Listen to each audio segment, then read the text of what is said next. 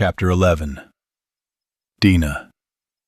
A penknife pierced a can of stew, cutting into the thin metal with a scraping sound. A young woman in camouflage, gritting her teeth, carefully opened her dinner. The meat and fat had congealed into a dense lump. She wanted to reheat it, but Dina was afraid to start a fire.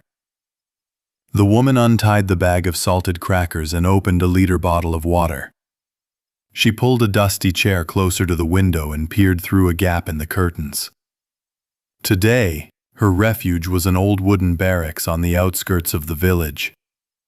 There was only one entrance, and Dina had prudently locked it from the inside. A muddy concrete path led from the street to the barracks. The yard was already dusted with snow.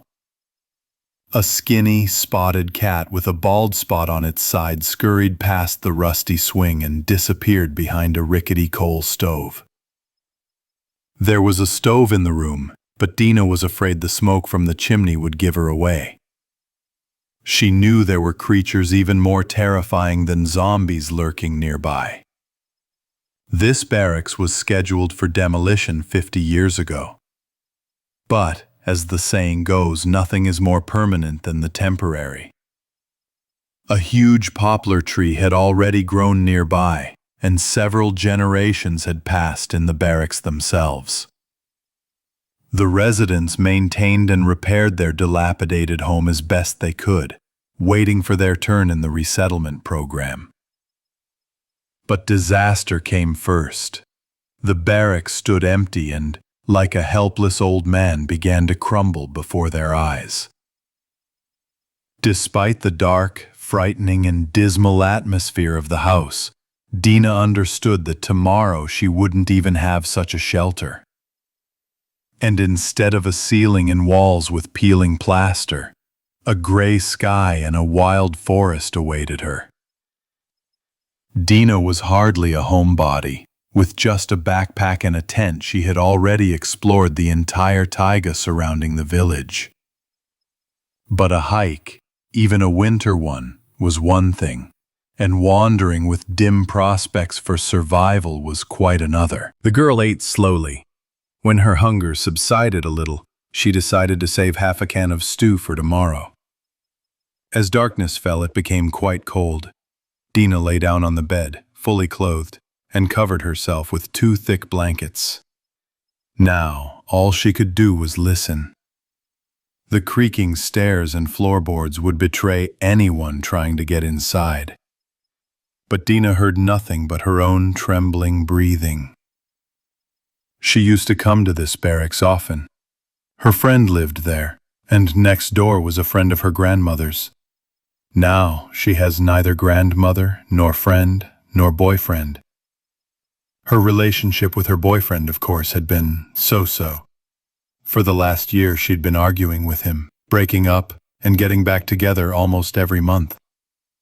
But in the small village, the choice of men was slim. Some drank, others did drugs, and still others were gamblers. Compared to most, her Genko was practically the most popular guy in the village, and Dina knew the other girls envied her. But when the disease came to the village, Genko was mauled to death by his own brothers one night.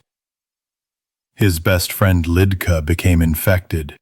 Her body was burned and buried. Back then there was still some self-defense. People believed all was not lost. But things only got worse with each passing day. The news kept repeating the same thing. Stay home, maintain social distancing. Work on developing a cure was in full swing. And then everything suddenly went quiet. They didn't create it. They didn't have time. Or maybe they did, but not for everyone. Clearly, no one cared about their whole. Now it's every man for himself. Today, Dina lost her grandmother, her last loved one. The paralyzed old woman had outlived many healthy people, and could have lived for a long time if not for the epidemic. When things got really tough, her grandmother herself asked for a lethal dose of sleeping pills. "It's okay, don't cry. God will forgive me. I'm going to die anyway. And if you hang around with me for another couple of days, you'll be lost too. Don't dig a grave. The ground is already frozen. Don't waste your time and energy. God will take me away himself. And don't wait for my last breath by the bed. Go quickly before the frost sets in. Run to where there's life. Get to Sverdlovsk. It's a big city. Someone's bound to survive. Find good people. Be obedient and humble. God will protect you." Grandma, following Soviet habit, called Yekaterinburg Sverdlovsk. But Dina didn't want to go to a big city. Where there are a lot of people, there are a lot of zombies. However, she hadn't yet come up with another coherent plan. The girl closed her eyes and recalled her last moments in her home, her grandmother's room, her heavy breathing, her wrinkled, thin hands, the empty box of sleeping pills on the dresser. Dina convinced herself that this was the most humane decision. Her grandmother had been asking for it for a long time. Until the very last moment, her granddaughter had resisted such a step. But this morning, she relented. Dina slept restlessly, dreaming of her grandmother, of Genka, of the parents she'd lost 10 years ago. But she woke up the next morning with a firm conviction of where she wanted to go. One summer, her parents took little Dina on vacation to visit her aunt in Samara. She barely remembered her aunt anymore, but the memories of the sunny city still lingered in her memory. There's nothing to do in Samara itself right now, of course. I need to get to a village near the city. The main thing is that it's on the river. Then it'll be easier to find food. The girl set herself as her goal. All that remained was to somehow traverse the roughly 500 kilometers from the southern Urals to the banks of the Volga. And that's as the crow flies, through forests, steppes, lakes and swamps, and, worst of all, past cities teeming with merciless cannibals. Dina crawled out from under the blanket and went to the window. The morning had warmed up, and the first snow had almost melted, turning into a disgusting slush. This made the already filthy yard feel disgustingly dreary. She took toothpaste, a toothbrush, and a flashlight out of her backpack. Apocalypse or no, she didn't want to give up the little joys of a fading civilization, like basic hygiene, just yet. The barracks were designed to have one shared bathroom for every 3 apartments. Residents often lined up for it. But that was a thing of the past. Today, no one disturbed Dina as she performed her morning toilet. A large black plastic tank hung above the bathtub, fed with water through a hose. She turned the valve and a thin stream of water flowed from the faucet. "The pipes haven't frozen over yet, lucky for us," Dina said, looking at the dirty, grubby mirror. It reflected a pretty face with slightly slanted eyes. Slightly protruding ears were hidden behind dark, straight hair. A small horizontal scar was visible under her left eye, a memory of her reckless childhood adventures. Dina's father was a forest Bashkir, and her mother was Russian, originally from the Volga region. She took after her father in looks, but her mother's gentle, kind personality. After washing herself with cold water, Dina began breakfast, which was little different from dinner. She finished the stew with crackers and decided to indulge in some lemon caramels for dessert. Then, she raided the local kitchens and found a bucharda, an iron hammer used to pound meat before roasting. It added to her meager arsenal of weapons, which consisted of 2 long, sharp knives. Dina couldn't shoot, and deeply regretted not learning. She knew she could only rely on her stealth and caution. The girl glanced out the window again and quietly whispered a curse. Two zombies were crossing the courtyard. A thin man of about 50, wearing only shorts and a torn t-shirt, barely moved his skinny legs, blue from the cold. His plump companion, a woman covered from head to toe in mud, trudged alongside. She looked as if she'd just rolled in the filthiest puddle in the village. The woman kept slightly ahead, sniffing like a dog. The infected woman was dressed warmer than her companion. A large scorch mark was visible on the front of her blue jeans, and the hem of her pink wool sweater was also scorched. The infected stopped in front of a swing, under which a flock of young sparrows had been hopping just a moment before. The timid birds quickly fluttered to the branches of a poplar tree, and the infected began to explore the area. Dina waited for the hungry couple to get as far away from the barracks as possible. It was unlikely they'd escape unnoticed, and she didn't want to run all the way to the forest with cannibals on her tail. The house stood on the outskirts of the village with a large vacant lot immediately beyond it, and beyond that, the first thickets began, gradually merging into dense woods.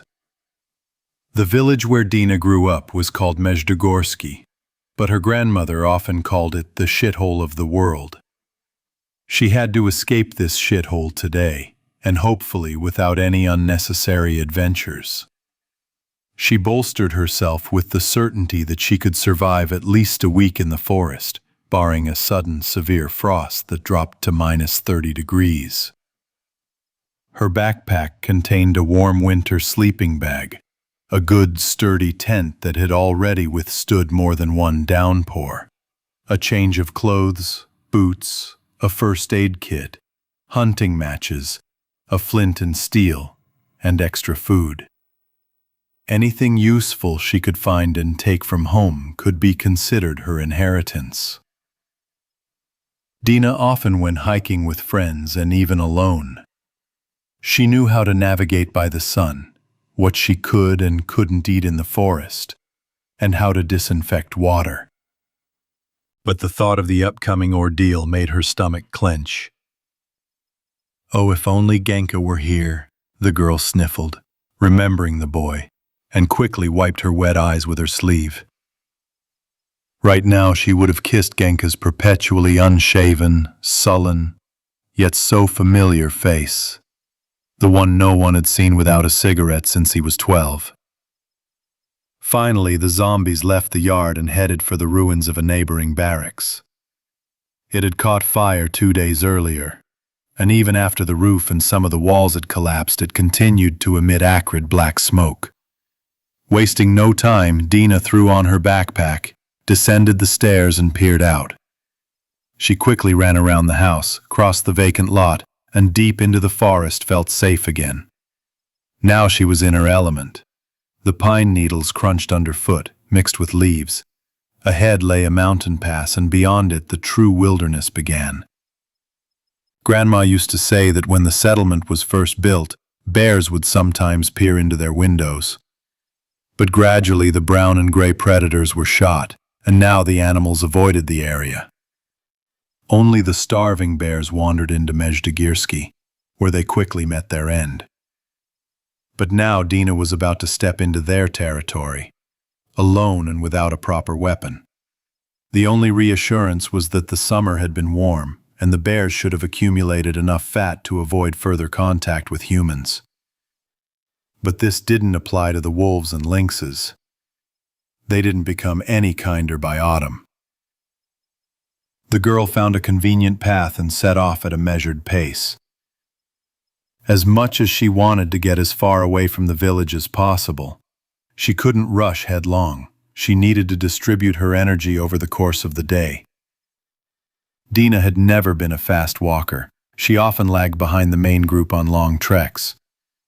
But she could trudge on until evening, long after everyone else had dropped. The girl remembered that ahead would be the Badger Hut, a wooden house where any tourist, hunter, fisherman, mushroom picker, or vagabond could stay.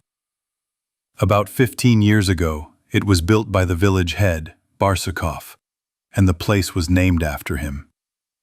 Barsukov himself had long since died, but people tried to maintain the house. They caulked cracks, replaced rotten boards, and repaired minor defects as needed. A couple of years ago, a few enthusiasts even built a small bathhouse nearby. Dina tried to resist the temptation to spend the night at Badger's hut. She estimated she'd get there in about 7 hours, and she planned to cover much more ground today. Every hour she took 5-minute breaks, checking her compass before resuming her journey. This time, her backpack weighed much more than usual, its straps digging painfully into her thin shoulders. But Dina didn't complain. It would soon become lighter. The main thing was to have enough food for the entire journey. She inhaled with pleasure the scent of rotting leaves, damp earth, and the fresh mountain breeze. For her, no Dior or Givenchy could compare to these scents of freedom. Another respite was over. Time to trudge on again. But before Dina had taken 10 steps, she heard the loud snap of a branch ahead. Was it an animal, a human, or a zombie? The girl wasn't sure which category to classify the infected into. There was little humanity left in them, but they were still a far cry from animals. Animals were smarter, more cunning, more cautious. And zombies were simply some kind of bio-trash. Dina lay low.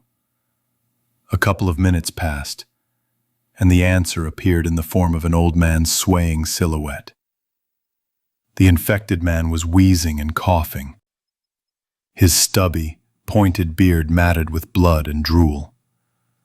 The girl recognized Danilich, a local old-timer and avid mushroom picker. Every step was heavy for the old man. His entire body was shaking, and his breathing seemed to defy all logic. Dina wasn't worried about such an adversary, but she had no desire to kill him either. She remembered Danilich as a kindly grandfather, and she couldn't bring herself to finish him off, even though she should have, simply out of pity. But then a tall, broad-shouldered man in denim overalls appeared behind the old man. Now, that's a bigger problem. The girl quickly hid behind a wide pine trunk. She didn't want to waste energy or risk a fight.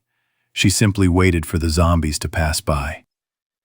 Dina picked up an old pine cone and tossed it aside.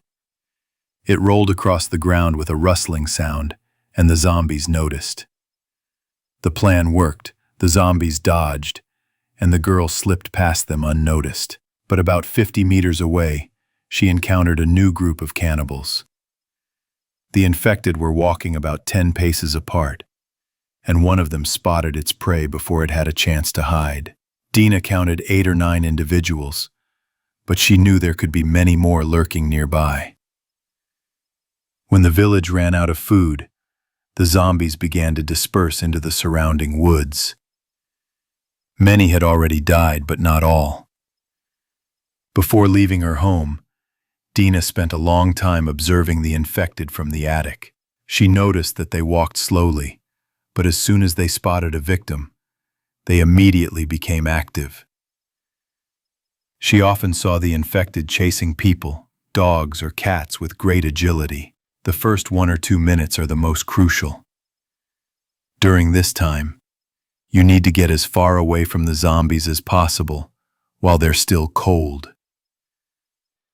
But with such a heavy backpack, you can't really run. The cannibals were approaching. Dina shifted off the path, leaped over a rotten fallen tree, and ran as fast as she could.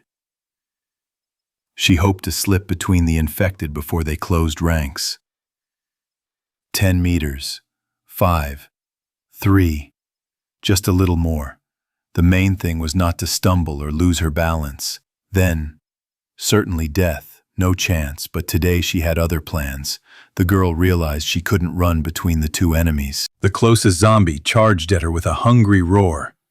Dina leaped to the side, placing a tree between them. The cannibal momentarily lost sight of the human, and then a bush hammer came crashing down on him. The meat mallet easily crushed his temple, and the infected's knees buckled. There was no time to finish the zombie off. Dina rushed forward with the speed of a young moose fleeing wolves. She snapped branches and tore through bushes, heedless of the road. Every minute of this frantic chase seemed like torture. When she finally stopped, she nearly passed out from exhaustion. Her throat was dry and painfully scratchy, and her chest felt like it was full of needles. But the main thing was that she had broken away, leaving the enemies behind. Dina hoped that the infected would lose her trail and abandon the pursuit. "Forward! Forward! We have to move! The danger isn't over yet!" Gritting her teeth, the girl forced herself to walk quickly. Her lower back ached, her shoulders were numb, her legs were shaking, and her backpack felt like it had doubled in weight in just those minutes. A long, elongated ravine lay ahead. It took a long time to get around it. She had to climb down. But when she emerged, she saw the silhouette of a man again.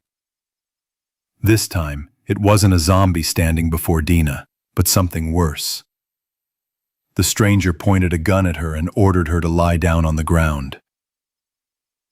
Chapter 12. The Extinguished Torch.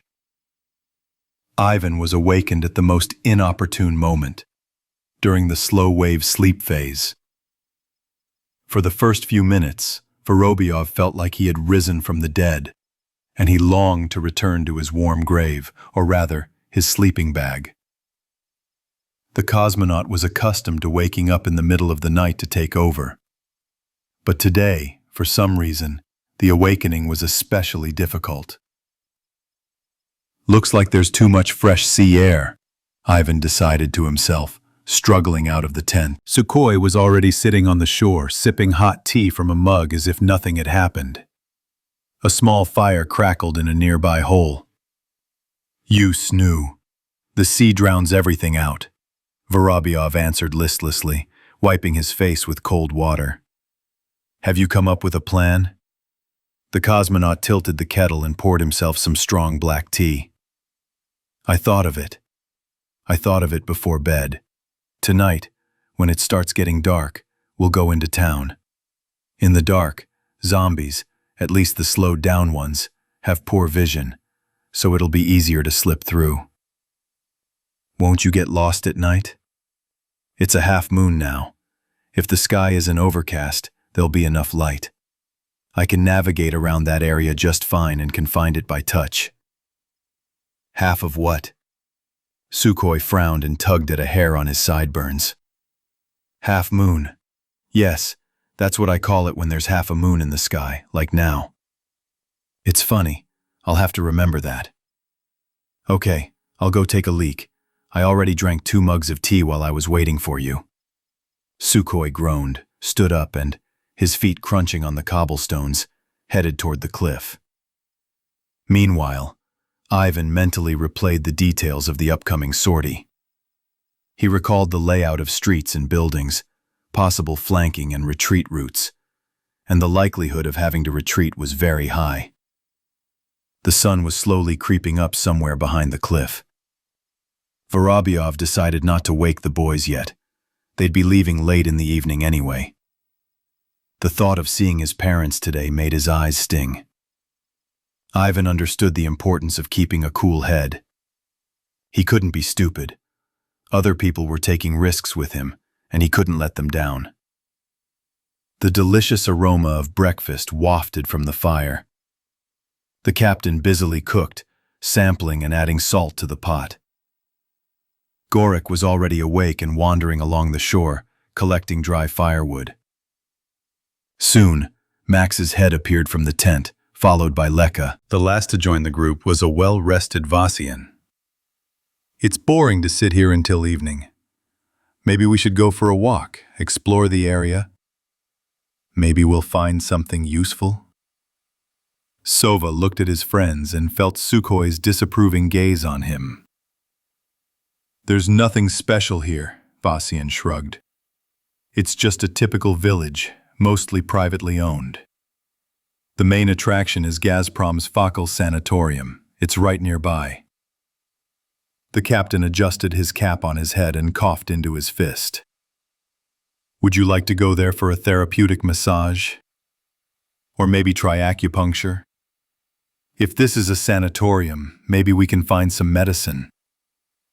We could use it, you know. Vassian looked at his older comrade. Aha, there's even a whole pharmacy open just for you. The locals bombed everything long ago. We'll go back to Dagamis, prepare properly, and then loot in peace. Sukhoi made his position very clear, but Vassian continued to present new arguments. In Dagamis, they stole almost everything too. The Lazarevskys are grabbing the rest. And this Fakal is just out in the open. Few people lived here, so maybe they didn't have time to get to it. Maybe we made it, maybe we didn't. You want to find out for yourself? Have you forgotten that they're waiting for you on the ship and who you're responsible for?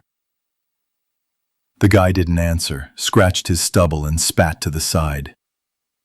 Meanwhile, Lyoka rinsed out his cup, put it in his backpack, and picked up his machine gun. I'd go too. We need to replenish our first aid kit too. We can't always stock up on The guy stopped himself, almost blurting out too much. In short, we could use some medicine too. Gore, how are you? The veterinarian looked away evasively. I don't know, the place is unfamiliar. It's not necessarily worth it. I see, you're scared, in short. I'll go, Max volunteered. Vanya, what do you say? It's possible, if you're careful. On the one hand, Vorobyov didn't want to take any risks, but on the other, he knew valuable resources wouldn't just fall into his hands. Kornilov could supply Dalny with medical supplies from his bunker for a while, but their gang would be better off relying on their own resources. Vassian perked up, feeling that most were ready to take the risk. So, there are 4 of us. A decent team for a sortie. Sukhoi, we're not looking for trouble. We're not planning on fighting anyone. We'll see what happens, and if anything happens, we'll head back. Yeah, if they let me get away with it. You're not 10 years old. Think with your own heads. I've said my piece. The captain grunted and pulled his cap down over his ears. Soon, Max, Ivan, Lyoka, and Vassian were trudging along the cobblestones toward Fakal Beach. At one point, a rock jutted into the sea, forcing them to strip naked and wade through waist-deep water. So now we're nudists, snorted Owl as another wave washed over him up to his chest. 4 nudist men together. That gives rise to intolerant thoughts, Leka laughed, climbing out onto the shore. Don't worry, we won't tell your people, but we'll go in dry clothes. Once, the elands chased us into a lake in our clothes and we were stuck there all day. We only got out towards nightfall, when the zombies started to lose their sight. Luckily, it was warm that day, and we had a change of clothes in the car. Now this story seemed funny to Ivan, but back then he wanted to kill the guards. Signs of civilization soon appeared. A breakwater, the roof of a summer cafe on the beach, and a staircase leading to a small concrete building. Consider it. We've arrived. We'll go up now, and almost immediately we'll find the entrance to the grounds. There's a sort of park at the beginning, and the actual sanatorium buildings are higher up. The guys crossed a small parking lot and stopped at a tall, barred gate. Through it, they had a clear view of the abandoned grounds. The windows of the security building were covered in dust. No one tried to stop them, and climbing over the fence was a matter of minutes. The buildings themselves were higher up the hill. They approached them slowly and carefully, hiding behind the park's trees and bushes. The uncut grass was sometimes waist-high, so cover was plentiful. Everything was gradually falling into disrepair. The boys passed a shabby, open-air summer theater and stopped. Several rounded buildings with brown roofs loomed ahead. 3, 4, and 5-story buildings were scattered across the vast complex. "We need to find the medical unit. Where is the clinic?"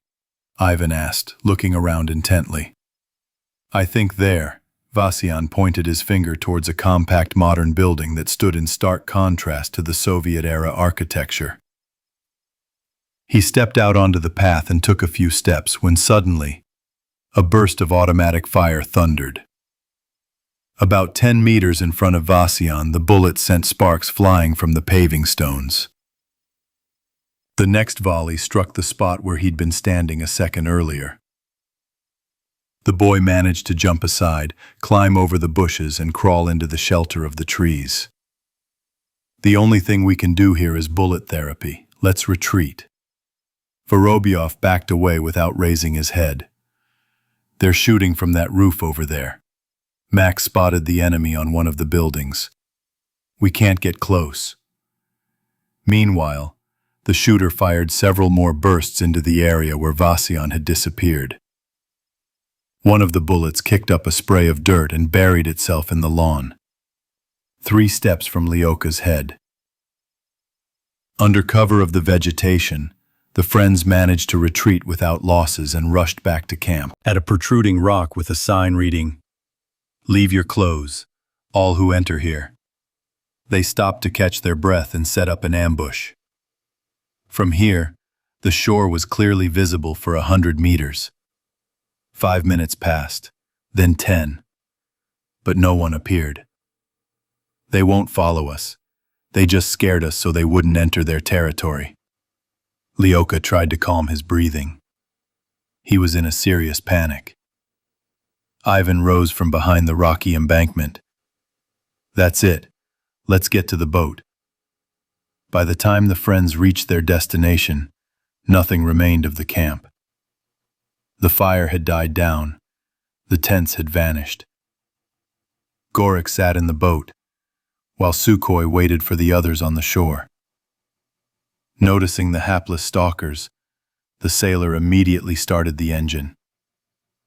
Without further ado, they quickly moved away from the beach, and only in the open sea did the captain glance at the boys with a grin. "Well, scouts? I have a feeling you haven't brought back any trophies other than the shit in your pants. Some thugs were holed up there. They started shooting without warning." Vasyan tried to justify himself. "Why thugs? They're perfectly reasonable people by today's standards. And I'd shoot jerks like you if they came into my house uninvited." The others said nothing, realizing Sukhoi was right and things could have ended much worse. They spent the rest of the day on the water, and by evening the boat slowly headed toward its destination. Chapter 13. Gelendzhik. The boat approached Gelendzhik smoothly, at very low speed. The crew circled the lighthouse on Cape Tolsty, and when the shore became less steep, Sukhoi cautiously approached the wild, rocky beach. "That's it. You'll be on your own from now on. We'll be waiting for you until tomorrow evening, as we agreed. We'll be leaving in 24 hours. "Thanks. We'll try to make it." Vorobyov waved to the captain and carefully climbed the slope. Gorik, Lyoka, and Max followed behind, constantly glancing around. It had been a while since they'd walked in such a big city.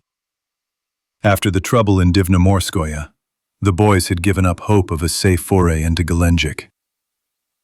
But Ivan was glad that none of his new acquaintances had chickened out, or at least they didn't show it. The slight climb was quickly overcome. The embankment hadn't been completed to this point. Only a narrow path for pedestrians and cyclists ran along the shore.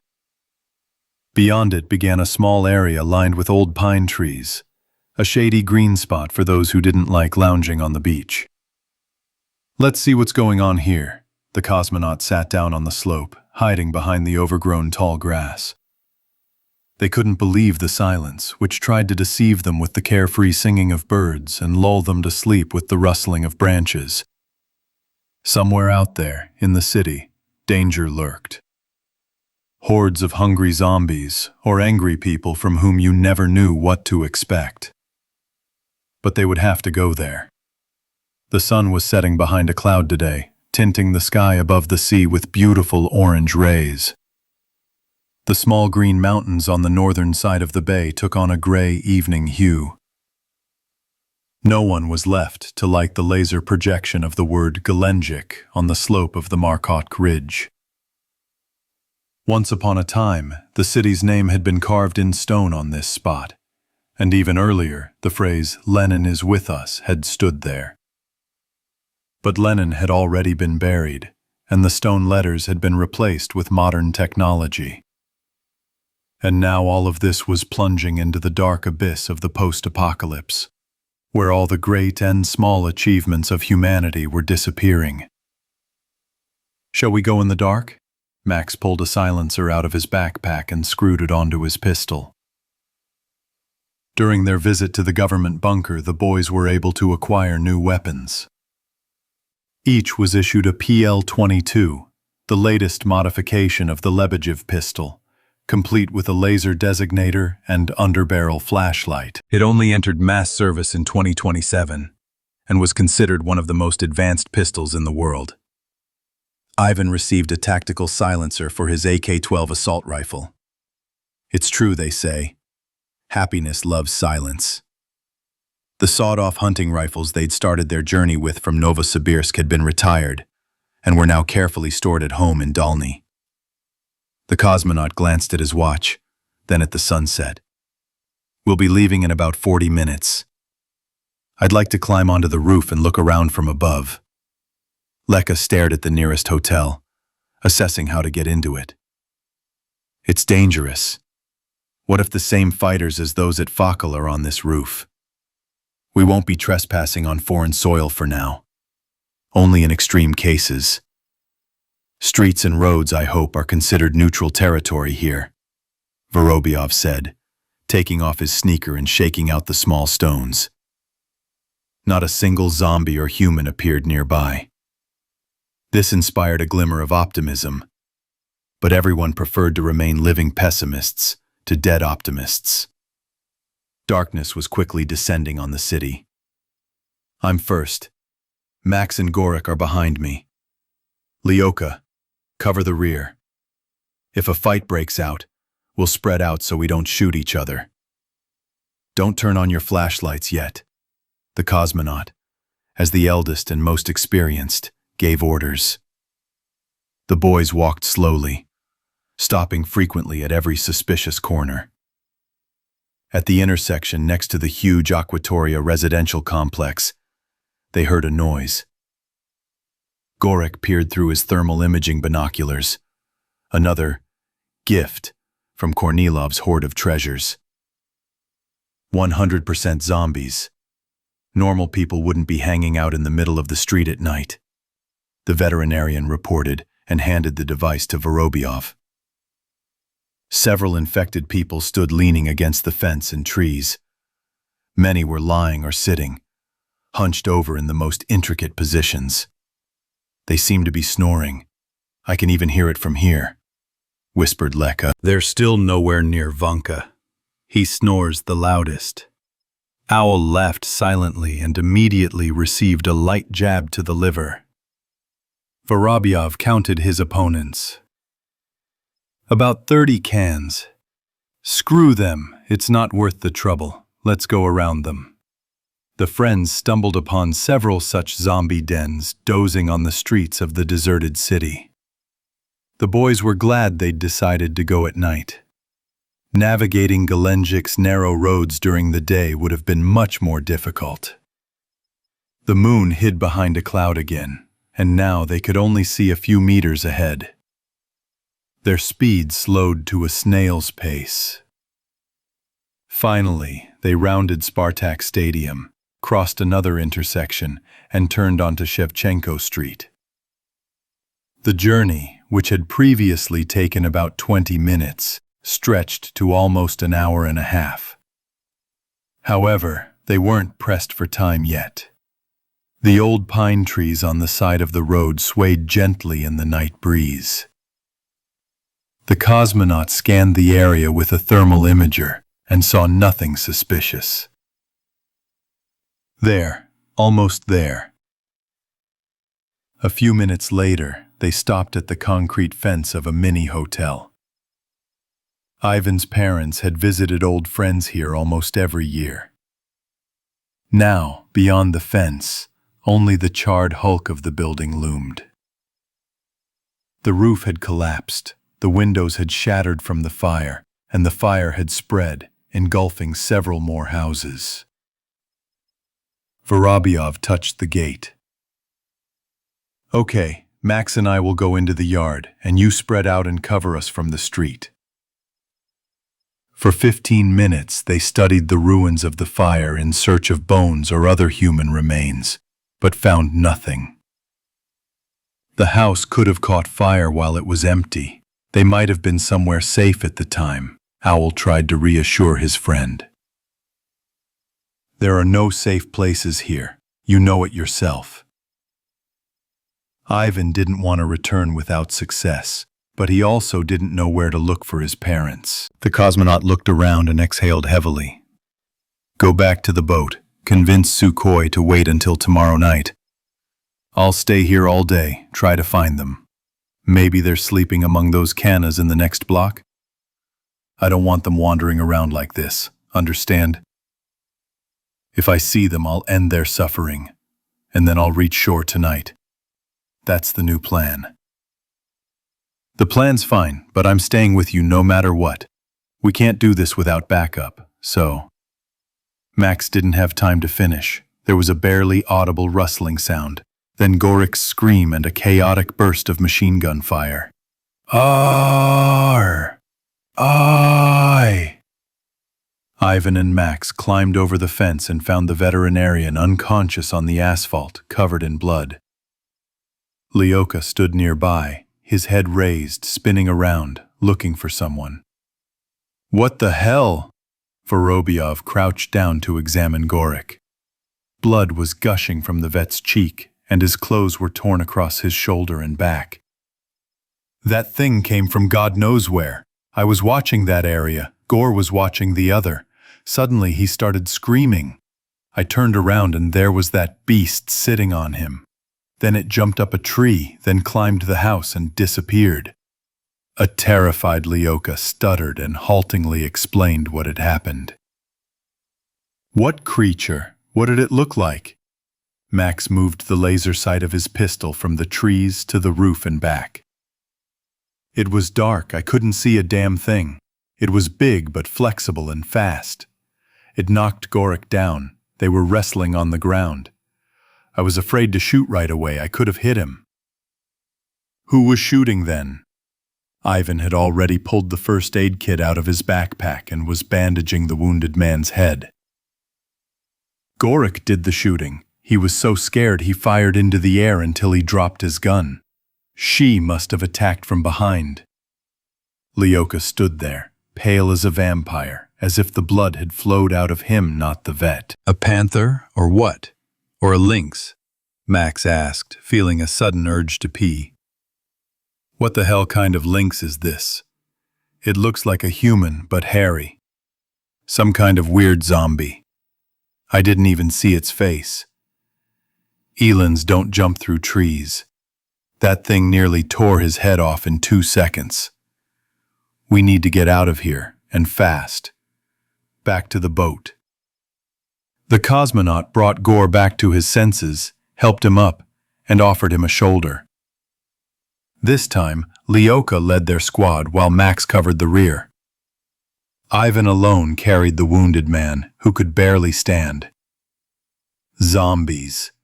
About 20 of them," Lika warned, examining the enemies through his thermal imaging scope. "Let's go straight ahead. Take them down." Vorobyov barked, peering fearfully at the dark silhouettes of rooftops and trees. They just learned that death doesn't just shuffle along the ground in worn-out shoes, but can also leap on your head from above. The machine gun started firing. Despite the silencers, the guys made quite a bit of noise. The click of bolts, the clank of falling shells, the whistle of bullets, and the slap of impacts on enemy flesh. All of this in the quiet night was noticeably attracting attention. All the infected were destroyed practically in their sleep. Only a few managed to take a few steps toward the arrows. "Keep going," Ivan encouraged the others. Fortunately, Gorik had gotten a little stronger and was able to walk on his own. Less than half the route remained. Everyone was praying that Sukhoi and Vasyan wouldn't sail out to sea, but would remain on duty on the shore. Suddenly, a harsh light struck their eyes, and simultaneously, a shrill voice pierced their ears. "Halt! Put your guns on the ground. Raise your hands. Don't move. You're surrounded." Before Ivan pulled the trigger, the thought flashed through his mind that the tree-climbing creature wasn't such a big deal. At least it couldn't shoot. Chapter 14. Hunting Season. 3 days had passed since Herman had emerged from his cocoon, but his transformation continued. His body hair had grown even longer, his skin thicker, and he was now much more tolerant of the cold. Several old, rotten teeth had fallen out, and new ones, sharp and strong, were already growing in their place. His lower jaw had become more massive, and his fingernails and toenails were gradually peeling off, giving way to new, tenacious claws. The skin on his face, feet, and palms seemed stiff and impervious to the cold. Herman walked barefoot in the snow without any problem, but he still preferred to hide in his shelter most of the time. The Nova had initiated the next stage of the mutation mechanism at the genetic level. Within the host, a colossal amount of work was underway to restructure his entire body and adapt to the harsh external conditions. But the mutant was changing not only physiologically, but also psychologically. He developed a self-preservation instinct, something that ordinary zombies were almost completely lacking. He no longer wandered aimlessly from morning to night in search of prey, but preferred to stalk it from ambush. And most importantly, Herman was learning. He was accumulating experience and learning how to use it. His body became more agile, stronger, and faster. But at the same time, he acted with cunning and caution. The sun had already broken the horizon, the gray evening light gradually fading. Herman watched the two infected, who had stopped near his shelter. The once strong, wiry men were now emaciated, moving slowly, and looking around with eyes dull with despair. But Herman had already learned a good lesson, and knew that appearances were deceiving. Yesterday, he had attacked a mob of 12 cannibals to defend his territory. The zombies initially fought half-heartedly, but, having tasted blood, quickly turned into ferocious opponents. The mutant managed to kill 3 of them before they knocked him to the ground. Herman managed to free himself, only at the cost of several deep bites, scratches, and a broken nose. Feeling the cannibals growing stronger with each passing minute, he chose to retreat. Now, watching only 2 infected, the mutant was in no hurry to engage in combat, and waited for darkness to fall.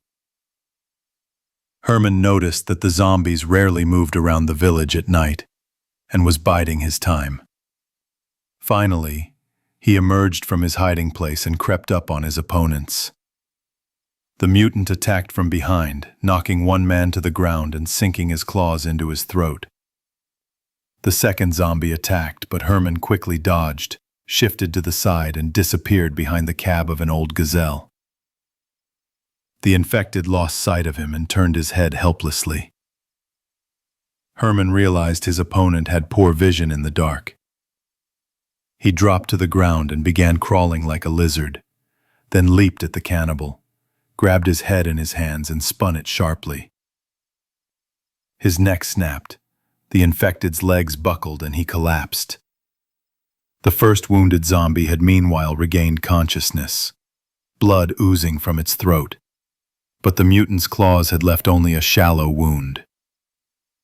The cannibal wheezed, stretched out his arms, and took several long strides. But instead of a frontal attack, Herman opted for maneuvering. He backed away and retreated. This tactic quickly. Now they had become his competitors for territory and prey, and also training devices. It was as if Herman was relearning how to use his changing body, and the infected were perfect for practicing his hunting, fighting, and killing skills. Night had fallen, and the mutant's pupils easily adapted to the darkness. Today, he decided not to return to his shelter and went in search of prey. Hunger no longer drove him mad as before, causing him to forget about danger and pounce on anything that moved. Yesterday, he managed to catch a cat.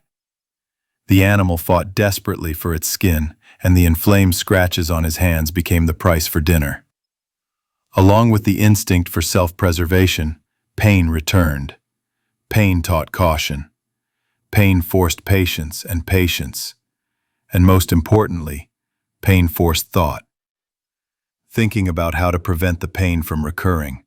The Nova was trying to make the host more resilient and adaptable, and Herman had no idea what path lay ahead. The mutant stopped near a long row of concrete garages. The sound of his footsteps triggered the autonomous streetlights, which were recharged by solar panels during the day. Herman quickly retreated back into the darkness and chose a different route. About an hour later, he approached a dilapidated wooden barracks. A flashlight beam flickered through one of the second-floor windows. A barely visible puff of smoke rose from the chimney, but the mutant caught its scent, the enticing yet terrifying scent of human habitation. A woman of about 40 with a thin, elongated face sat on an old, scorched sofa in the room. She sniffled frequently and trembled. "Salim, close the window. It's very cold," the woman asked plaintively, took someone's old t-shirt off the hook and loudly blew her nose into it. "Hang on. We need to let the smoke out, otherwise we'll get burned. The stove will heat up soon, and maybe the chimney will start working better." A stocky man with a Bashkir face and a thick scar above his upper lip answered her. Salim walked to the window and lit a cigarette. He wasn't afraid the zombies would spot him. They wouldn't be able to get to the second floor anyway, and he'd bolted the front door. His companion's name was Inessa. A catastrophe had brought them together by chance. This woman was a bit of a nuisance to Salim with her frequent whining and complaints, but he tolerated her for now, convincing himself that it would be easier to survive together. The mutant climbed into the back of an old rusty Maz truck. From there, he could easily observe the half-open window. 2 hours passed, and the light in the room no longer flickered. Herman felt sleep begin to overtake him and carefully descended to the ground. The mutant crept toward the barracks wall and lightly scratched it with his short claws. The room where the people were hiding was located slightly to the right of the entrance canopy. The rotten boards barely supported Herman's weight as he climbed onto it. For several minutes, the mutant sat motionless, like a medieval gargoyle on the facade of a Gothic castle. But then the gargoyle came to life, confirmed that the window was still ajar, and pulled the wooden frame toward itself. The faint creak didn't awaken the people, and the mutant climbed into the room without resistance. It was even darker inside than outside. Herman could only discern a faint red glow from the embers in the far corner, filtering through the cracks in the stove. but his sense of smell had already told him more than his sight. Salim managed to scream just as the mutant's teeth sank into his neck. Herman's fingers tightened on his prey's throat. The man wheezed and reached for his gun but could barely move his hand. Inessa woke up, not understanding what was happening. In a panic, she dropped the flashlight and only moaned and screamed helplessly. "Salim! Salim! What happened?" Bloody foam was already oozing from her companion's mouth. When the woman finally found a flashlight on the floor, the last thing she saw was Herman's furious grin. A piercing shriek echoed throughout the barracks, but no one came to their aid. The mutant strangled its second victim and began feeding. But even then it remained wary. As its teeth sank into warm human flesh, its ears picked up every rustle nearby. Herman spent 2 days in the room. The corpses had stiffened from the cold, and the mutant was already struggling to gnaw on the frozen flesh. His new teeth hadn't yet fully grown, and the old ones were breaking and falling out one by one. On the morning of the 3rd day, Herman looked out the window, climbed onto the porch overhang and jumped to the ground. After the dim light of the room, the harsh light hurt his eyes. Fresh, clean snow swirled in the air, covering the yard with a thin white carpet. The severe frosts hadn't yet set in, but autumn in these parts was quickly becoming like winter. The mutant bent down, scooped up a handful of snow and began to eat it. Instinct told him to replenish his water supply. It also advised him not to stray far from his new lair. An inner voice whispered that he would need a shelter where he could hide until spring. The room in the barracks was quite suitable for such a den. Herman had even learned to cover himself with the blankets under which his victims slept. Having quenched his thirst, he straightened up, took a few steps, and froze. There was no one around, only the wind rolling an empty plastic bottle from one end of the yard to the other. But something was troubling the mutant. The natural instincts that had helped his ancient ancestors survive were heightened to the limit. Suddenly, the wind shifted, and Herman caught a scent that simultaneously attracted and alarmed him. The scent of a human. The mutant turned and quickly headed back toward the barracks. There was a dull thud. Something pierced his body, and a slight pain seared Herman's right side. He jumped, grabbed the edge of the entrance canopy with his hands, pulled himself up, and was almost touching the window frame when a second thud was heard, followed by another sedative dart lodged in his shoulder blade. The mutant felt weak, his vision blurred, and he slid down and collapsed. His motionless body lay there for several minutes before 2 men appeared from around the corner of the neighboring barracks. The third was hiding behind the cab of the MAZ truck that had served as Herman's shelter a few days earlier. The men surrounded the mutant and began to examine him as if he were a strange beast. The squad leader raised the radio to his mouth and gave a curt command. "Come on over, we're going back to base." Chapter 15.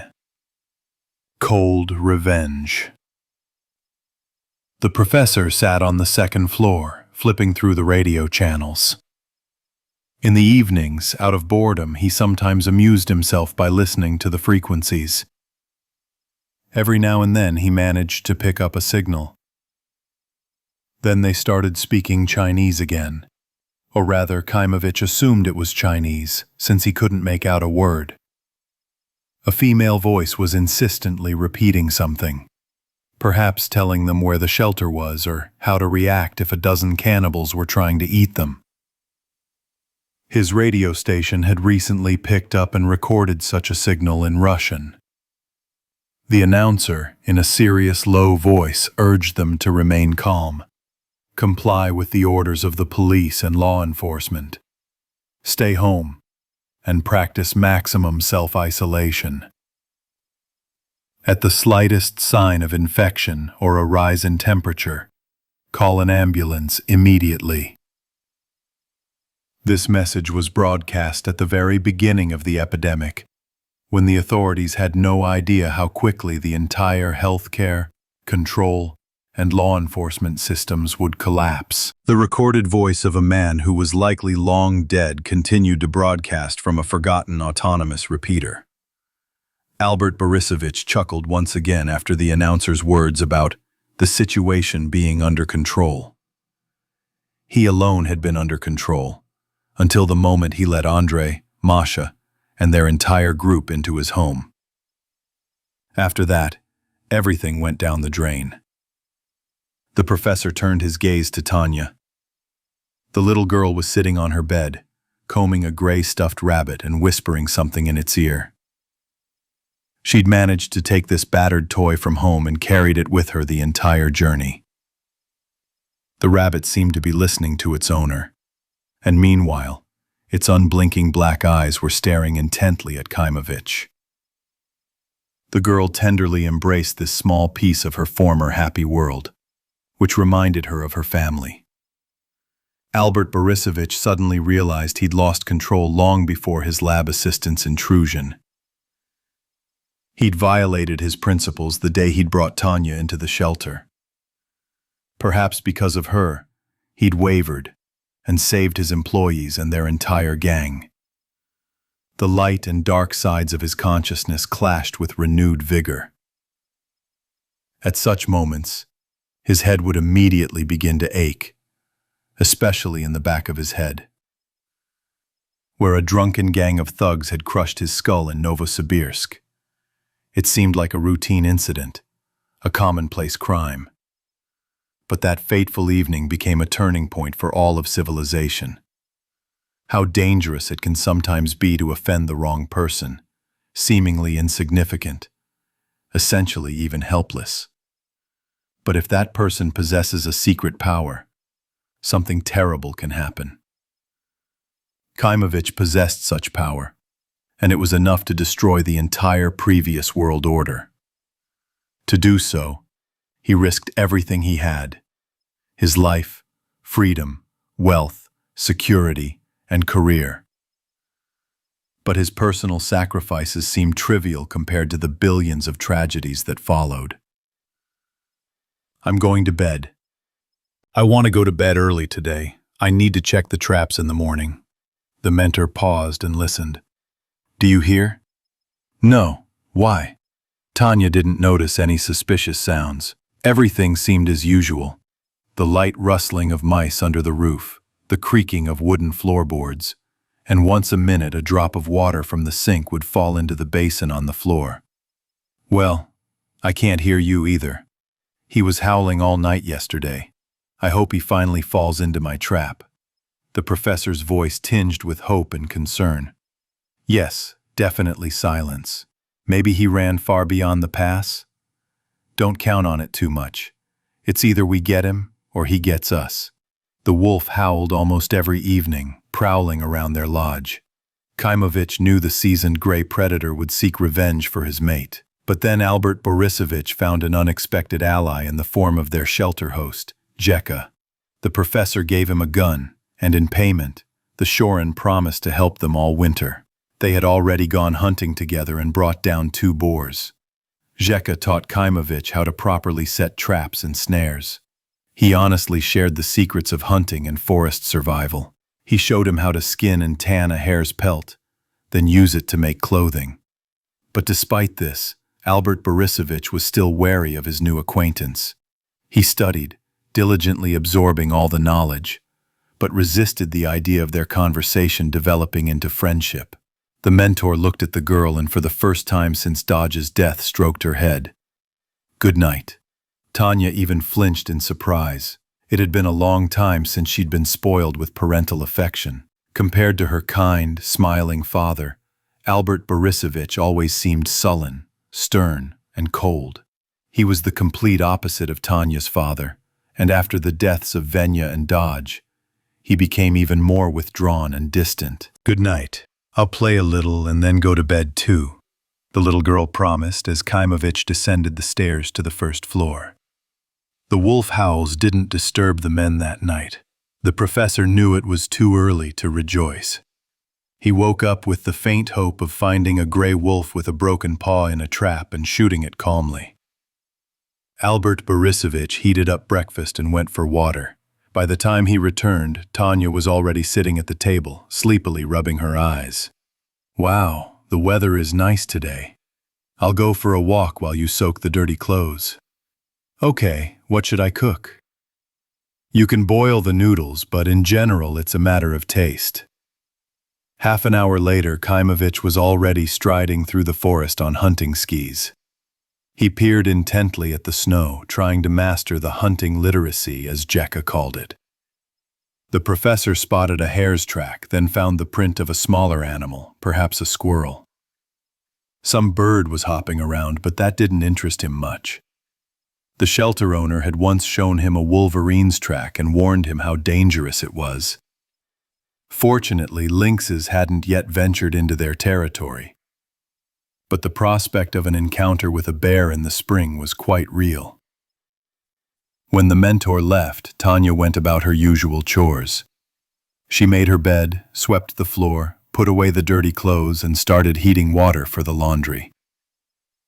Although she shuddered at the memory of the days she spent in the village under Baba Zina's supervision, they had been beneficial, and she had learned a great deal during those days. Very quickly, Tanya transformed from a pampered child into a patient, hard-working girl who was no longer afraid to spend the night in the open in the forest, skillfully groomed a horse, stoked a stove, and could fend for herself. Having finished some of her chores, the little girl put on some warm clothes. The professor had already fed the animals, but it had become a tradition for Tanya to pop into the herd in the morning and say hello to the entire menagerie. The white mare greeted her with the welcoming sound of her hoof on the ground. The girl, without Kaimovich's knowledge, treated her to a piece of refined sugar. 2 hours flew by in this daily chores. Tanya stood on the porch, hanging washed clothes on the line. Uncle Zhenya, as she called her new acquaintance, had taught them how to dry clothes in the cold. At first, the little girl was afraid he would become infected like Inspector Venya. But the disease didn't affect the shores. Albert Borisovich explained that Dodge was most likely the carrier of the virus and had unwittingly infected Venya. Tanya squinted, placed her palm to her forehead, and saw a figure emerge from the forest. His skis creaked softly on the snow crust. The traveler approached, and the little girl recognized Jekka.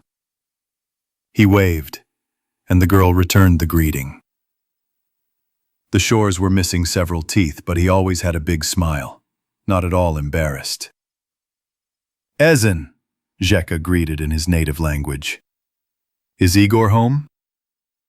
Despite the deal in their friendly relationship, the professor refused to reveal their real names to the shelter owner. Shoritz continued to call Kaimovich Igor and his daughter, Sonya. Albert Borisovich explained his decision to Tanya so she wouldn't accidentally break the silence. "Let's say Berkut and his gang cross the river and start searching for us in the woods. They'll run into Jekka, maybe torture him. Or he'll blurt out that Albert Borisovich and Tanya live here. The bandits will immediately understand who they're talking about and find us. And that way, at least there's a small chance they won't be interested in a certain Igor and Sonya. So, keep your mouth shut. Call me Dad in front of strangers, even if you don't really want to. It's for our safety, understand?" The girl remembered this conversation every time she met with Jekka and carefully kept their secret. "Is Igor home?" the Shorin asked again, this time louder. "Hello. Dad went to check the traps. Maybe a wolf got caught. He didn't howl yesterday. The wolf is cunning. There's plenty of food now, and it's hard to catch a gray one. I'll wait here, is that okay?" Having received consent, the Shorin knocked the snow off his boots, placed his skis on the porch, and went inside. Tanya, as per tradition, treated her guest to tea with a piece of smoked frozen boar meat. Jekka told her that along the way he'd seen a flock of large red-breasted bullfinches. I feel like severe frosts are coming soon. Winter will come early this year. Uncle Alb. Oh, Dad says we have plenty of firewood. We'll hold out. The little girl almost blurted it out, blushed with embarrassment, and sat down near the stove to rake the ashes out of the ash pit. Shoritz seemed to ignore her words. He stared at the girl's slender figure, finished his tea, and licked his lips. The child sat with her back to him, deftly working a shovel in the stove. Zheka remained silent, cracking his knuckles in boredom and glancing at Tanya. "Oh, I remember," the shelter resident blurted out unexpectedly, and quickly walked out into the hallway. Tanya followed him curiously. Shoritz untied his backpack and pulled out several tattered books. "Look, I recently made a special run to the base on Luzhba. I didn't take them last time, but then I thought you might find them useful." Zheka handed over 2 volumes of Jack London, a thick collection of Stephen King, and a colorful cover with the name Tchaikovsky. Then he pulled a few more books out of an old backpack and placed them on the bench. "Don't you like reading?" Tanya eagerly flipped through a few pages of King's work, skimming the lines. "I rarely do. I love movies, though. It's a shame Venya's laptop broke. I could have brought you some hard drives with movies. The plasma TV is huge. You can't lug it around. Come visit me already. Igor only promises, but he never comes." Zheka winked at the girl and broke into a wide grin again. His sparse mustache stuck out comically in all directions. Tanya thanked her guest for the gifts, and they returned to the kitchen. The girl stuffed a few logs into the firebox, looked out the window, and sighed. The shelter owner guessed what she was thinking. "Are you worried? Don't worry. He has a gun. He knows how to shoot. Nothing will happen to him. Of course, if he suddenly meets a bear, that's a problem. But there was plenty of food in the summer. The bears should be sound asleep." "Have you always lived here?" "No, I'm from Chuganash. It's a village in the south of Kuzbas. Have you heard of it?" The little girl shook her head. The Shoretz picked a piece of meat stuck in his teeth and, in a friendly manner, poured tea for himself and his little friend. "I'll tell you now, it was great there, almost like here." Tanya propped her chin on her hand and slightly opened her mouth, listening to her guest with interest. The girl greedily absorbed any information. Chuganash was a small village. Fewer than 1,000 people lived there. It was surrounded by forest, taiga, and nearby was the Mundibash River. My father taught me to hunt and fish when I was little. I was picking berries, mushrooms, and nuts before I even went to school. My mother died young, and my father raised me alone. I have no brothers or sisters." "Me too," Tanya said sadly, remembering the conversations she had overheard between her parents, who were trying unsuccessfully to have a second child. "I went to Tashtagol to study. I graduated from technical school and then went to Barnoul to work on a construction site. I almost became an alcoholic there. My dad saved me. He beat me up real bad. He himself never touched a drop, as far as I can remember. He was a great guy. He died 2 years ago. He got me a place here to live. That's how it is. This is how I live now." The Shorin lowered his voice and wiped his nose with his sleeve. Memories of the past also brought him a painful melancholy. 40 minutes passed, and Kaimovich still hadn't returned. The child's anxiety had infected Zheka. He thanked the girl for her hospitality and went outside. "I'll take him to meet him. You never know. It's the taiga, after all." "Where did he say he went?" "There," Tanya pointed with her hand. The shelter owner put on his skis, gloves, and thought, "The trail is fresh. I'll find it quickly." Zheka waved to the girl and scurried off on his short hunting skis. Tanya scooped up a bucket of snow and set it on the stove to heat. Then she locked the door, picked up a new book, and sat closer to the window, immersing herself with interest in the latest story she'd written. By this time, Albert Borisovich was already returning. All the wolf traps had remained untouched. Only one of the snares had caught a hare, not quite the result the hunter had hoped for. Maybe Tanya's right? Did the wolf run away? Did he realize he couldn't reach us and take off somewhere far away? The scientist moved his feet slowly, watching his skis glide across the snow. Before the next climb, he decided to stop and rest. The professor raised his head, squared his shoulders, and took several deep breaths. A thin layer of snow lay on the spruce branches, the sun sparkling in it, reflecting off the thousands of facets of tiny ice crystals. Albert Borisovich smiled faintly, contemplating the wild, tranquil beauty of these places. He liked it here, but he was increasingly lost in anxious thoughts about the future. This wasn't how he'd imagined life after his man-made apocalypse. He hadn't planned to leave Novosibirsk, carefully preparing his cottage, converting the basement into a bunker and laboratory. He stocked up on food, installed independent water and heating systems. In short, he transformed his home into a small, almost impenetrable fortress, where he planned to sit out the first and most difficult days of the old world's collapse. And then what? Kaimovich asked himself this question more than once. He had no goal of remaining the last person on the planet. The scientist wanted to cleanse the earth, which he considered overpopulated, and give people a chance to start anew. He would share the vaccine with those who accepted his values and shared his views. Albert Borisovich envisioned himself as a savior, around whom followers would gather and help him build a new world order, bit by bit. But everything collapsed that night when he showed weakness. The appearance of Andrei and Masha with their entire company was no accident. They had come to him with a purpose. Kuznetsov knew he could find answers to his questions in the professor's house. But he found only death. Kaimovich recalled the roar of the explosion in the basement. This step had been difficult for him, but they had left him no other choice. At times, the professor thought sadly only of Masha.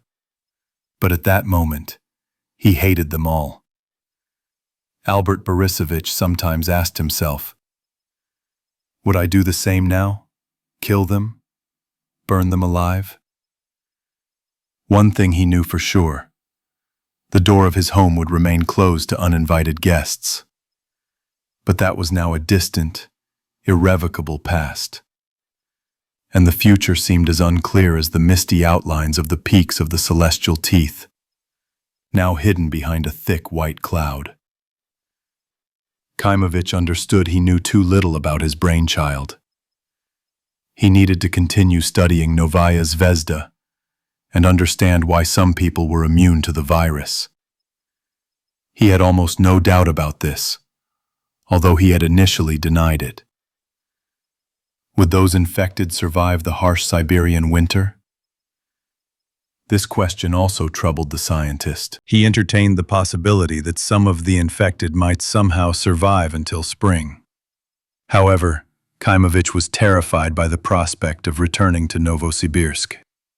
And not just the journey itself, but the difficulties they would face in the vast, deserted city. His home laboratory had been destroyed, and the research center had lost power. Even if the research institute hadn't been looted or hadn't accidentally burned down, he'd have to somehow get things back on track. He'd need to find a generator, fuel, then test subjects, and then humans. Another option would be to transport all the equipment to a location with an independent power supply. But that, too, would be a difficult task for a single person. The professor was already considering giving up and staying in this remote, safe place. He didn't have to risk his life and make a vaccine for strangers. But at the same time, he knew he didn't want to hide here for the rest of his days. If only he knew how many days were left. His temples ached with the weight of his thoughts.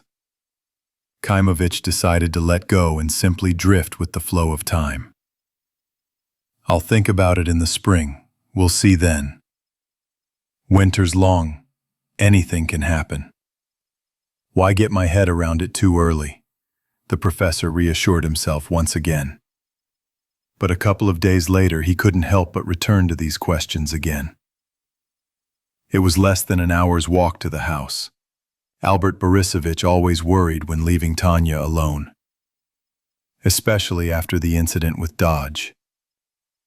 If Kaimovich had returned a couple of minutes later, he would have been burying not only the dog but the girl as well. But there were no other options. He couldn't drag the child so deep into the forest every time. Now the little girl had become much more cautious and didn't leave the house without a pressing reason. At least, that's what the professor hoped. Dodge's death had been a harsh lesson for them, and the school of life continued to prepare new challenges. Kaimovich waited for the severe frost to hit. Zheka said it would be easier to catch a wolf then. All living things would hide, prey would become scarcer, and the hungry predator would risk approaching the baited trap. The gray beast is cautious and intelligent. In addition to sight and smell, it has an inner sense, an invisible sense that animals have developed over generations, over millions of years of evolution. Contemplating his toothy adversary, Albert Borisovich climbed a hill. The professor puffed loudly, pushing his poles into the snow and striding in a herringbone pattern. The Shorin had taught him this too. Kaimovich absorbed everything like a sponge and immediately applied new knowledge. Otherwise, he wouldn't survive.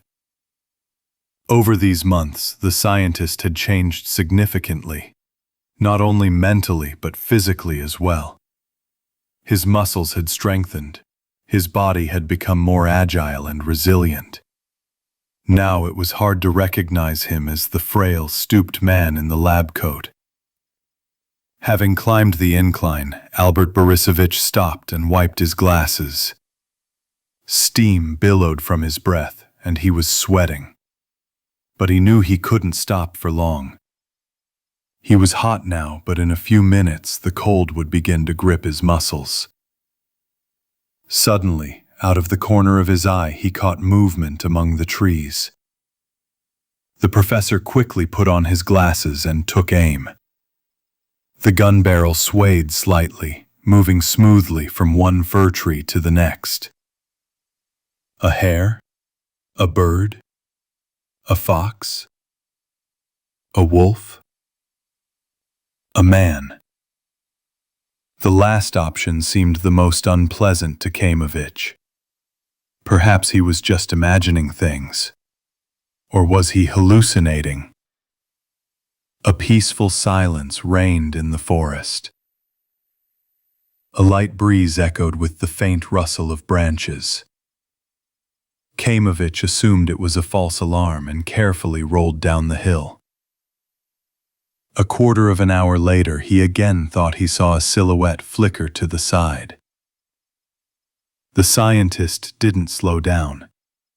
He was just a short distance from home. Suddenly, a gray shadow darted between the snow-covered bushes.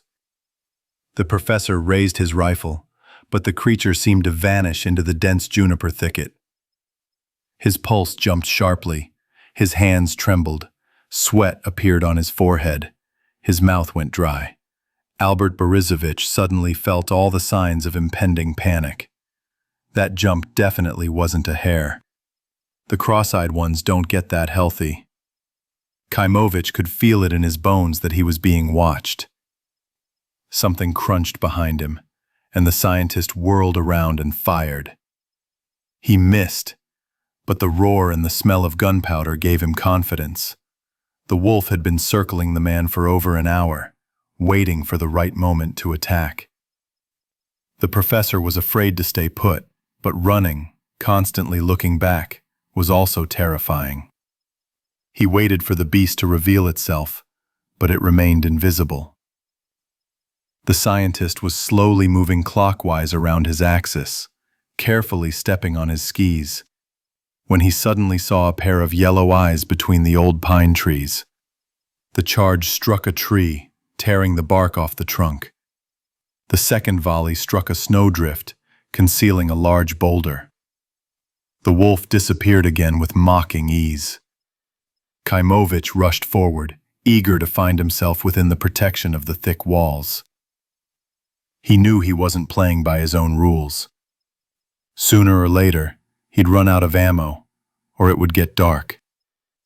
Both of these options boded ill for him.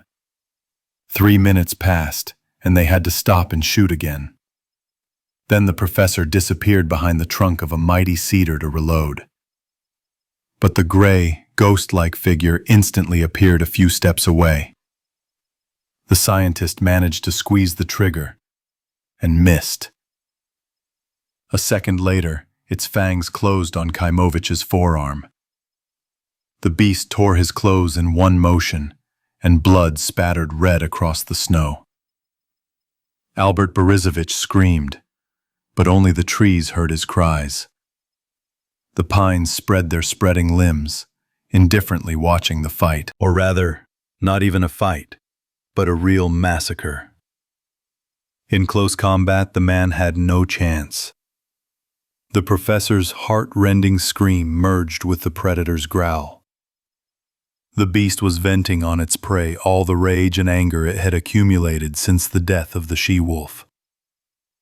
He took revenge with rapture and in no hurry, enjoying the groans and pain of his worst enemy. Kaimovich didn't hear the shot. He didn't see the gray skin twitch and become covered in blood.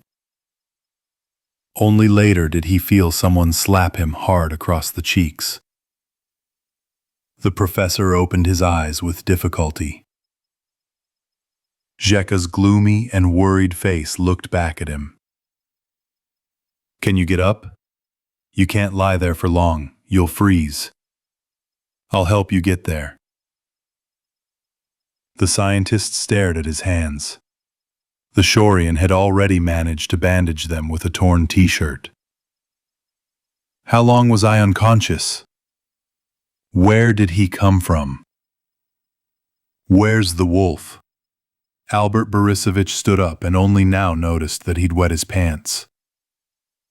He couldn't tell when he'd done it, from fear or from joy at being alive.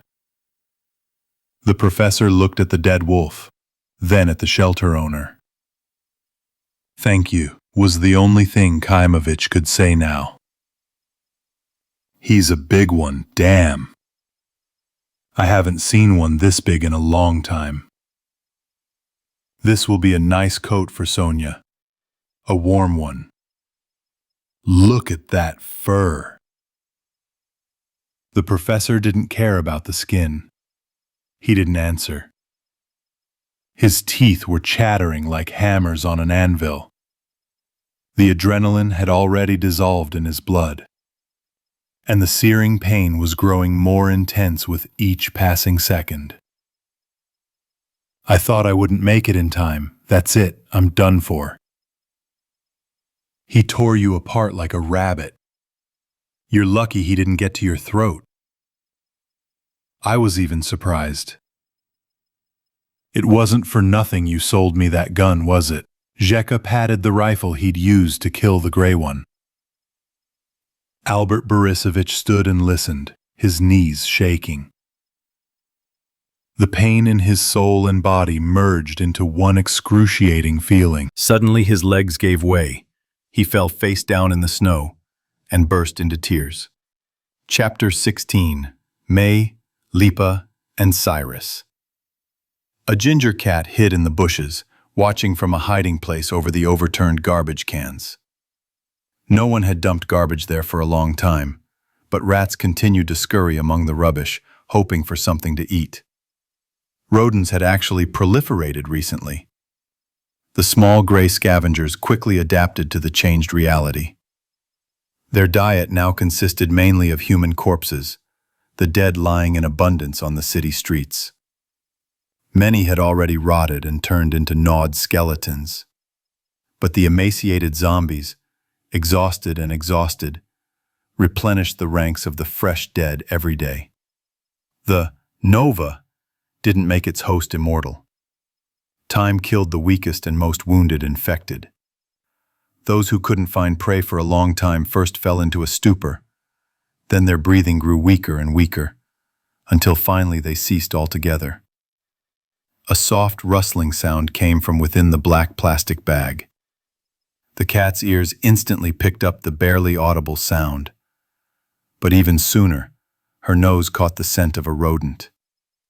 The young rat slid out of the bag and scurried toward the basement. But before it was halfway there, a red bolt of lightning darted out of the bushes. The cat's teeth sank into the rodent's neck. A faint squeak erupted, and it was all over. Nearby, a little over 30 zombies sprawled wearily on the paving slabs in the middle of the courtyard. One of the infected turned toward the trash containers, but the cat had already disappeared with its prey. The cannibals had survived another hungry day. Tomorrow, some of their group might not wake up. Evening was slowly and smoothly spreading through the city. Darkness was just a few hours away. Suddenly, the zombies heard footsteps. Not the languid shuffling of their infected brethren, but distinct, loud footsteps. Then a whistle. It wasn't birdsong, but the measured, light whistle of a human. A tall, broad-shouldered man slowly approached the infected. His face was hidden by an airsoft helmet and mask. His thick leather jacket was buttoned up to his throat, and his neck was protected by a wide dog collar with sharp spikes. Similar spikes gleamed on the brass knuckles the stranger wore on both hands. The man inhaled deeply and beckoned to the cannibals with his fingers. "Well, hello. What are we watching? Come on, get going." The zombies visibly perked up and immediately went on the offensive. They didn't wonder why the food had come to them, nor did they sense any treachery or danger. Their brains simply assessed the situation and acted in a straightforward manner. The guy assumed a fighting stance and knocked out his first opponent with a kick. Then he performed a boxing double cross. He jabbed the spikes into the eyes with a left jab and cracked the temporal bone with a right hook. He knocked the third infected man down with a kick to the stomach and immediately dropped the fourth with an uppercut. The man easily defeated several enemies, then retreated, turned, and ran, but not too fast. He gained a lead of about 40 meters and maintained it, not trying to increase it. At an intersection, the guy turned onto a neighboring street where he had previously chosen a hiding spot. The fugitive climbed onto the roof of the SUV, grabbed a thick branch, and within seconds was perched in a tree. The zombies surrounded their prey, one of them even climbing onto the car, but they couldn't reach their victim. The cannibals were patient. They watched the man, drooling and baring their blackened teeth. The fighter calmly settled on a branch and began swinging his leg, taunting his opponents.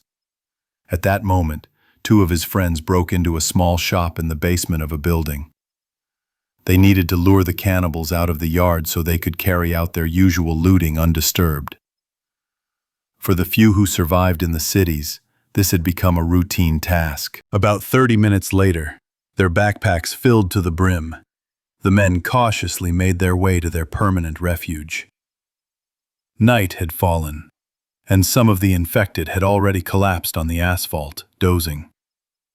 But a few individuals continued to lay siege to their prey. They were nearly blind, but they stubbornly stared upward at the tree. Suddenly, one of the infected heard a rustling sound to the right, turned his head, and immediately collapsed with a broken head. Another was already writhing on the asphalt with a bloody throat. 5 more zombies followed, becoming fresh corpses and adding to the diet of rats and other scavengers. Having waited for backup, the boy jumped down from the tree and sank the spikes of his knuckle duster into the broad back of the heavyset man's head. He quickly finished off the wounded man and looked at his friends. What took so long? Well, for now this and that, the big guy in the motorcycle helmet with a picture of Venom's toothy mouth shrugged. Let's go. What are we standing there for? Whispered the miniature girl with a spear, and quickly walked away from the pile of mutilated and dead bodies of the cannibals. The trio carefully made their way through the dark streets of Dagomis, aware that there were plenty of dangers at night. They weren't the only marauders in the city. Times had come when a human life was worth no more than a can of stew. And no one was making stew anymore. So with each passing day, canned goods became more and more valuable currency. Finally, the people returned to their shelter and were able to relax a little. The tall boy who had lured zombies out of the yard took off his airsoft helmet and placed it on a shelf in the hallway. His name was My Limonov. As a child, he was sometimes teased for his unusual name, but when he took up kickboxing in 2nd grade, the bullying quickly subsided. His athletic career flourished, and by the age of 20, Mai had become a European champion. Now, his fighting skills served him well in the new world. Limonov wouldn't have shied away from marksmanship, but he hadn't had the time to properly master that skill in peacetime. A couple of years ago, Mai had been glad he'd managed to avoid conscription, but now he deeply regretted it. Their entire firearm arsenal consisted of an old Glock 19 pistol. 3 days ago, it had come in handy when the boys encountered a pair of unfriendly marauding rivals. The adversaries had run out of ammo during the shootout, which had decided the battle's outcome. But now they too were down to just 4 rounds, and they couldn't get any more. The police department's armory had long since been looted. The gun store had been looted even earlier, and they'd come across this Glock almost by accident. But strategically, the kickboxer had been counting on a different weapon. On the wall of May's room hung a homemade bow made from plastic water pipes, a gift from his grandfather for his 14th birthday. The teenager played with it for a while and then abandoned the weapon. But when the epidemic and total chaos began, Limonov dug it out of the dusty closet. Now it was time to remember his grandfather's lessons, the one who once showed him how to make arrows. In his free time, Limonov tinkered with this in a small workshop in the backyard. We didn't find any batteries, they turned everything upside down. But we did stock up on some delicacies for you, the girl said, pulling a bag of duck-flavored cat food out of her backpack and tossing it to Maya. The guy deftly caught the package and read the ingredients. It's edible. I'm afraid Kira and I will start meowing if we sit on this food for a week. And I can already purr. The girl came close to him and rubbed her nose and cheek. The petite beauty with a shock of pink afro-style braids was named Lipa Polyakova. She was born in early 2014, and her parents, without thinking twice, named their daughter in honor of the Sochi Olympics. In fact, only her eccentric geography teacher liked to call her by her full name, Olympiada. Everyone else called her Lipa for short. May was her cousin. They'd known each other since childhood, but they hadn't seen each other very often before. Different groups, different interests. The pandemic had brought them closer than they'd expected. Polyakova jumped on her cousin and wrapped her legs around him. Their tongues and lips greedily fused together. The guy supported her by her firm, round ass, continuing to kiss her. Take off that spiked collar already. You look like a Doberman in it. Doberman? Fine. You know my favorite position is doggy style, right? May flashed his white teeth. Lipa bit his lips again and then jumped off abruptly. We stocked up on dog food too. Damn, what have we come to? We're robbing pet stores, stocking up on whiskas to last another month or two. And what next? The key word is survived. Others weren't so lucky, right? So what are you complaining about? I'm just scared. Winter is coming. We'll run out of food sooner or later. I'm afraid to fall asleep every night. I'm afraid I won't wake up.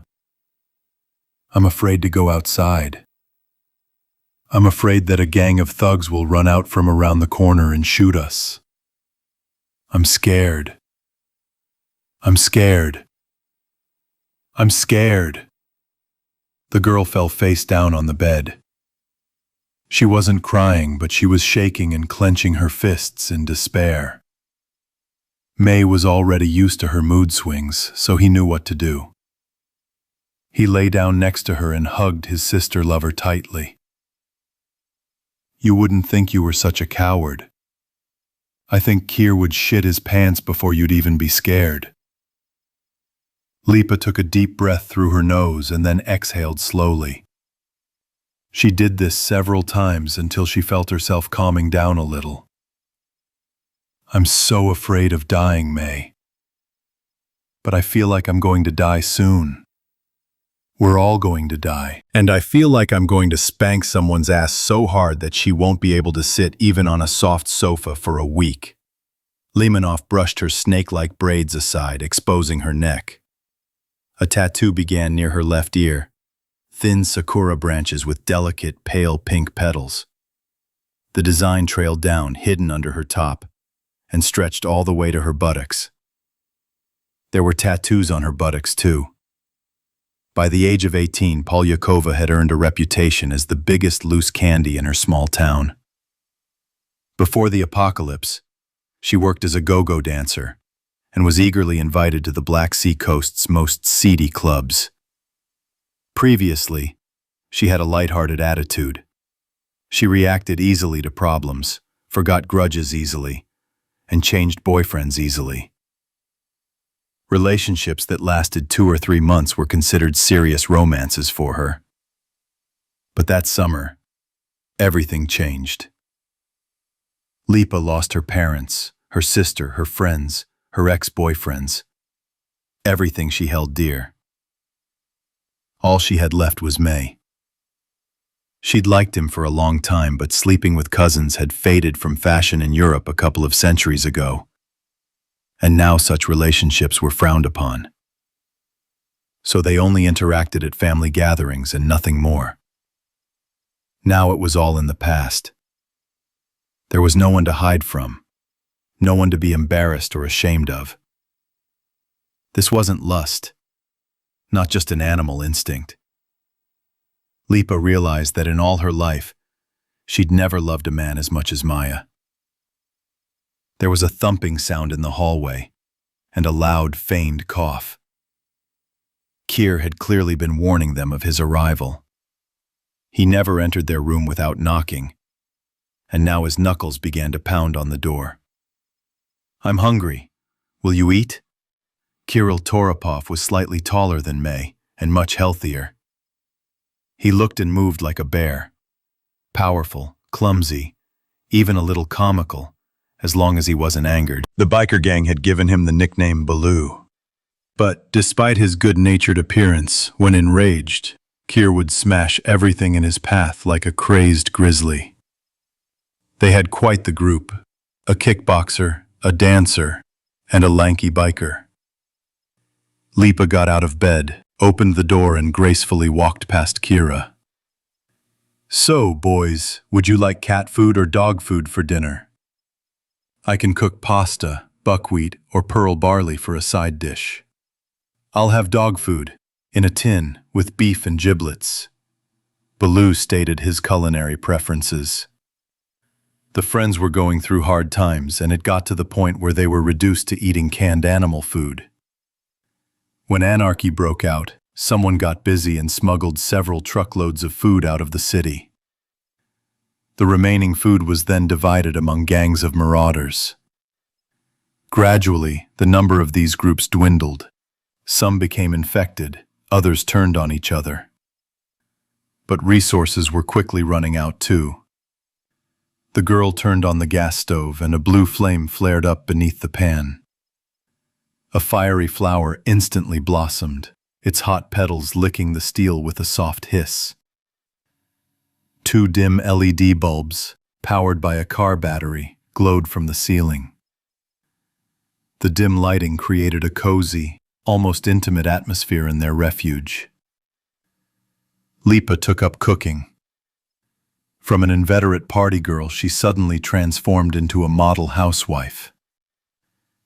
While the destruction and decay outside continued, Polyakova's home was kept immaculately tidy and clean. The girl served everyone buckwheat on plates, opened a can of beans for herself. Mai opened a couple of packets of cat food and Kier uncorked some dog food. For the first minute, the boys chewed slowly, their faces tense, getting used to the new taste. "It's bearable. I thought it would be worse," Baloo assessed the animal menu, smacking his lips slightly. "It will be worse when this is over," the kickboxer frowned. "We'll start growing our own. We don't live beyond the Arctic Circle. The land will feed us," Lipa said, swallowing a spoonful of beans and red sauce with gusto. Kier licked his lips and reached for more. "You're doing just fine as a vegan. You can get by on carrots if you want. But for me, it's easier to shoot myself without meat. I'm not a vegan. I'm a vegetarian. How many times do I have to tell you?" The dancer frowned. "You're all the same to me. How can you not love a juicy pork neck shashlik or fried chicken with garlic?" "Well, that's it." Polyakova spread her arms. "Everyone has their own body needs. I've realized I don't need meat, but I do eat milk or eggs when I want them. Or rather, I did. Yeah, you can only find fresh milk from the Cossacks these days. If there's even one left alive." Mai put the dirty cup in the sink and started heating up some water for tea. The big man scratched his thick head of black, coarse hair. "When the food runs out in the city, we'll go to the villages to check who's left alive. Listen, you should get a haircut. That mane is a minus in a fight. They'll grab you by it and knock you down," advised Mai, whose hair rarely grew longer than a couple of centimeters. "Agreed. Why wait? Will you do it, Lipa?" "I can only cut it to the skin. I'm not a barber to cut trendy hairstyles. I'm not demanding. The main thing is don't take my scalp." The friends chatted a bit more, discussed plans for their next expedition, and turned off the lights in the kitchen. Soon, Kier, his head shaved, went to keep watch on the second floor. The big man settled into his usual chair next to the window and pulled the curtain slightly aside. The black area in front of the house gave way to a black street that stretched through a black city. Malevich's masterpiece, Black Square, or rather, a rectangle, now loomed in every window. Not a single light was shining in the area.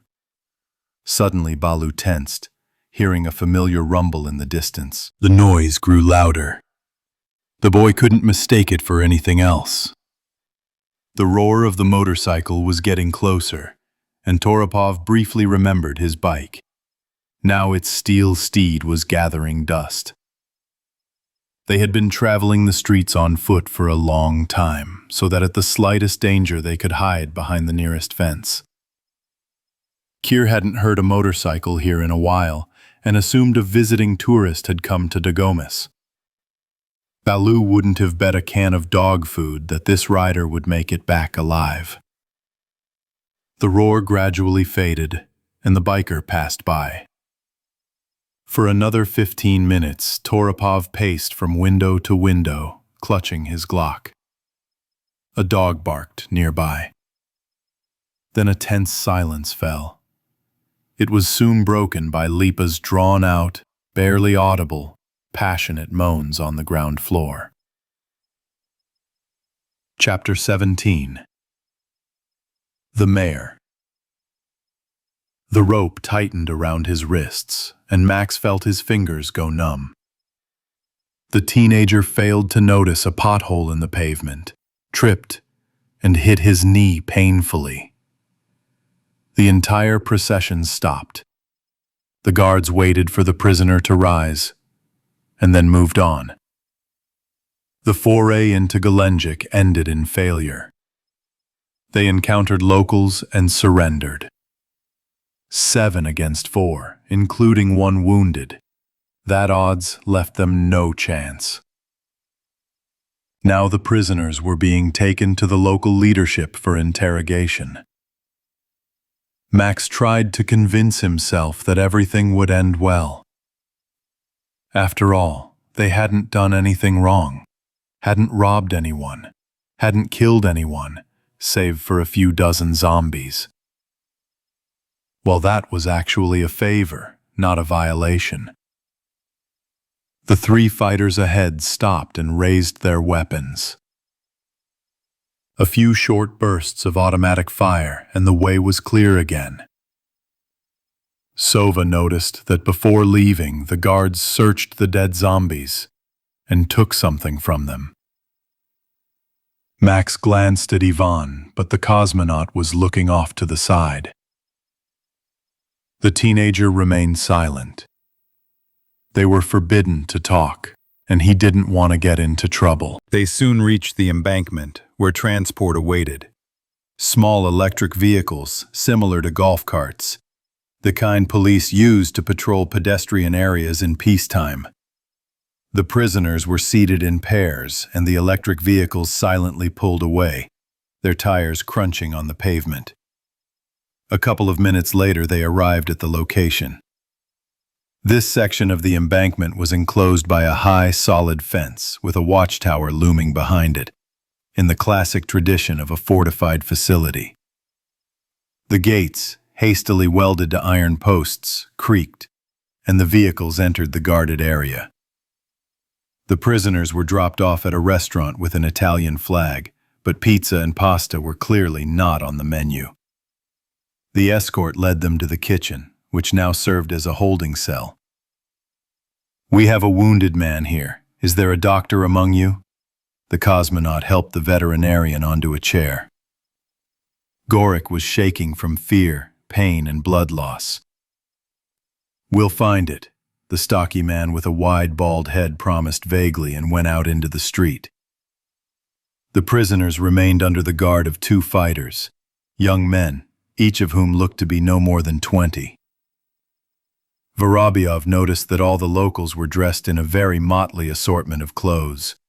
Jeans, jackets, tights, sweatshirts, tracksuits. No army fatigues or camouflage. Clearly not military, but civilian self-defense forces. 20 minutes later, a doctor arrived at their prison, accompanied by an attractive, tall, blonde woman and a man in his 40s with a wide scar on his right cheek. The doctor looked remarkably like a bespectacled poodle. His shock of light curly hair hung almost to his shoulders, and his long, straight nose flared with every breath. The doctor, looking phlegmatic, immediately began examining Gorik. The man with the scar slowly pulled a chair toward him and sat down opposite the prisoners. The blonde stood slightly behind him, crossing her arms over her ample chest. The sleepy faces of all 3 suggested they had just been awakened. "My name is Nazar Romanovich. Our doctor's is Yuri, and this beautiful lady is Margarita. You are in the free, protected territory of Gelendzhik. Now tell me, who are you and where are you from?" "If we're in free territory, then why were we taken prisoner?" Leka protested cautiously, looking at the blonde with interest. "Freedom demands responsibility. We bear this responsibility for the safety of all our residents, so we check outsiders for lice. You're not local, that's clear. We prohibit looting from Tonki Mis to Tolsty Mis. From the embankment to the M4 highway, all this is our land and we protect it," Nazar Romanovich explained in the tone of a kindly teacher giving his school children a new lesson. But his friendly manner was deceptive. Yesterday, in the same tone, he sentenced a man to hang. "We're not looters and we're here for a different reason. I was looking for my parents, that's all. Found it? The blonde asked incredulously. The owner of an almost angelic appearance was distinguished by a cold, prickly, tenacious, penetrating gaze. No, the guest house where they were staying burned down. It's on Shevchenko Street. Nazar Romanovich yawned, covering his mouth with his fist. A lot of houses here burned down, and they continue to burn from time to time. It's the work of looters, those scoundrels. We were detained on the street after we shot some zombies. We weren't robbing anyone, the cosmonaut continued to justify himself. Maybe they just didn't have time, Margarita countered the question. At this point, the doctor intervened in the conversation. He'll live, but the wound is nasty. If it's infected, it'll require long-term treatment. Who did this to him? It doesn't look like a human bite. We didn't even realize it. Some creature jumped from above, grabbed him, and then ran away. It all happened so fast we couldn't tell in the dark. But it wasn't a zombie, that's for sure. It was as agile as a monkey. Lyoka began gesturing wildly, reliving the moment emotionally. A monkey? Nazar Romanovich and Margarita exchanged glances. There were monkeys in the zoo nearby. Animals don't become zombies, Max said quietly, having never gotten involved in elder debates before. Monkeys are our distant relatives, if you believe Grandpa Darwin. Our people also saw something similar the day before yesterday, so I'm inclined to believe you. Nazar Romanovich nodded and rose to his feet. So where are you from? We're from Novosibirsk, Ivan nodded toward Sova. Dagamiss, Gore answered in a weak voice. A man from Siberia came here to find his parents. Do you understand? And we're helping him. We didn't take your belongings. Give us back your weapons, and we'll leave. If we don't come back, our people will start looking for us, and there will be many more of them here. So think about whether you need these problems or not. Lyoka himself didn't expect to resort to threats, but a word is not a sparrow. He had to see it through to the end. The guy frowned and made a brick face. There's no point in scaring us. Anyone who comes here and starts misbehaving will never return home, Nazar said, a hint of chill in his voice. He turned away from Lyoka and looked curiously at Ivan. It's a long way from Siberia. What's your parents' last name? Let's see if they're among our people. The Sparrows. The man squinted, looking at the astronaut. The room was lit by one dim light bulb and the doctor's flashlight. Vorobyevs. Is your name Ivan by any chance? Ivan. Oh, really? But you're not the one, are you? Nazar Romanovich raised his eyes to the ceiling, as if he wanted to look at the sky. There was a pause. The doctor and the blonde also stared at Vorobyov. Are you talking about Mars? Well, yes, that's me. After these words, the attitude toward the captives changed dramatically. Nazar Romanovich, calm and unperturbed a second ago, froze, his expression like that of a child who had just received a long-awaited bicycle. He asked a few more questions about the expedition, confirmed that he was being told the truth, and was overjoyed. I've been following your flight from the very beginning. I watched every episode, read every article. And what about your American captain? Did he survive? And the Japanese? Ishiro, I think. And that guy from England with the last name Cook. One program said he was related to that very navigator. Yes, that's what he told us, the cosmonaut confirmed. Vorobyov didn't share Rich's story with his new acquaintances, nor did he reveal which ships he was currently sailing the universe on. Ivan knew nothing about the fate of the rest of the crew. Okay, let's go. We'll arrange a place for you to stay overnight. And tomorrow we'll have a proper chat, once you've had some sleep. Yura, what about the guy? Should we take him to the infirmary? The doctor made a sour face and nodded affirmatively. Naturally. Olga will keep an eye on him, you never know. Nazar Romanovich gave orders to the guards and led the captives out of the cafe. It was still night outside, the embankment was unlit, and only a few lights shone in the windows of a large steamship. Margarita took charge of the organizational matters regarding the guests' accommodation. Our hospital is on that yacht over there. A nurse will look after your friend, don't worry. The rest of you can stay on the Empire. There's more room there. Will they give us the weapons? Leka asked without much hope. No, the stern blonde replied categorically. Only security guards are allowed to use firearms within the perimeter. These are general rules for everyone. It's safe here. You're in no danger. We control every inch of our territory. Okay then. Just make sure your guards keep an eye on the sky too. The thing that bit Gorik could easily leap over that fence, through the trees, Lyoka said, looking at the spreading crowns of the Pitsunda pines. Their thick, long branches hung right above them. Since we set up the perimeter, not a single creature has entered here without our permission. Except for birds. But fortunately, they don't attack living people. At worst, they peck at corpses in the streets, although we try to keep an eye on that too. Nazar Romanovich looked at his watch, rubbed his sleepy eyes, and motioned for everyone to follow him. The friends were housed on the first deck of the steamship Empire. The ship, which had previously carried tourists, now became a floating home for the handful of survivors in Gelendzhik. The deck, with its glass windows, was converted into a large shared bedroom, with beds replacing the chairs and tables. Good night.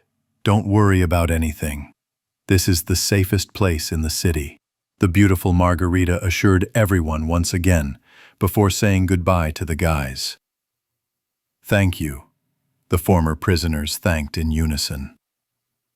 Ivan sat on the edge of the bed and looked around. Someone was snoring peacefully by the window.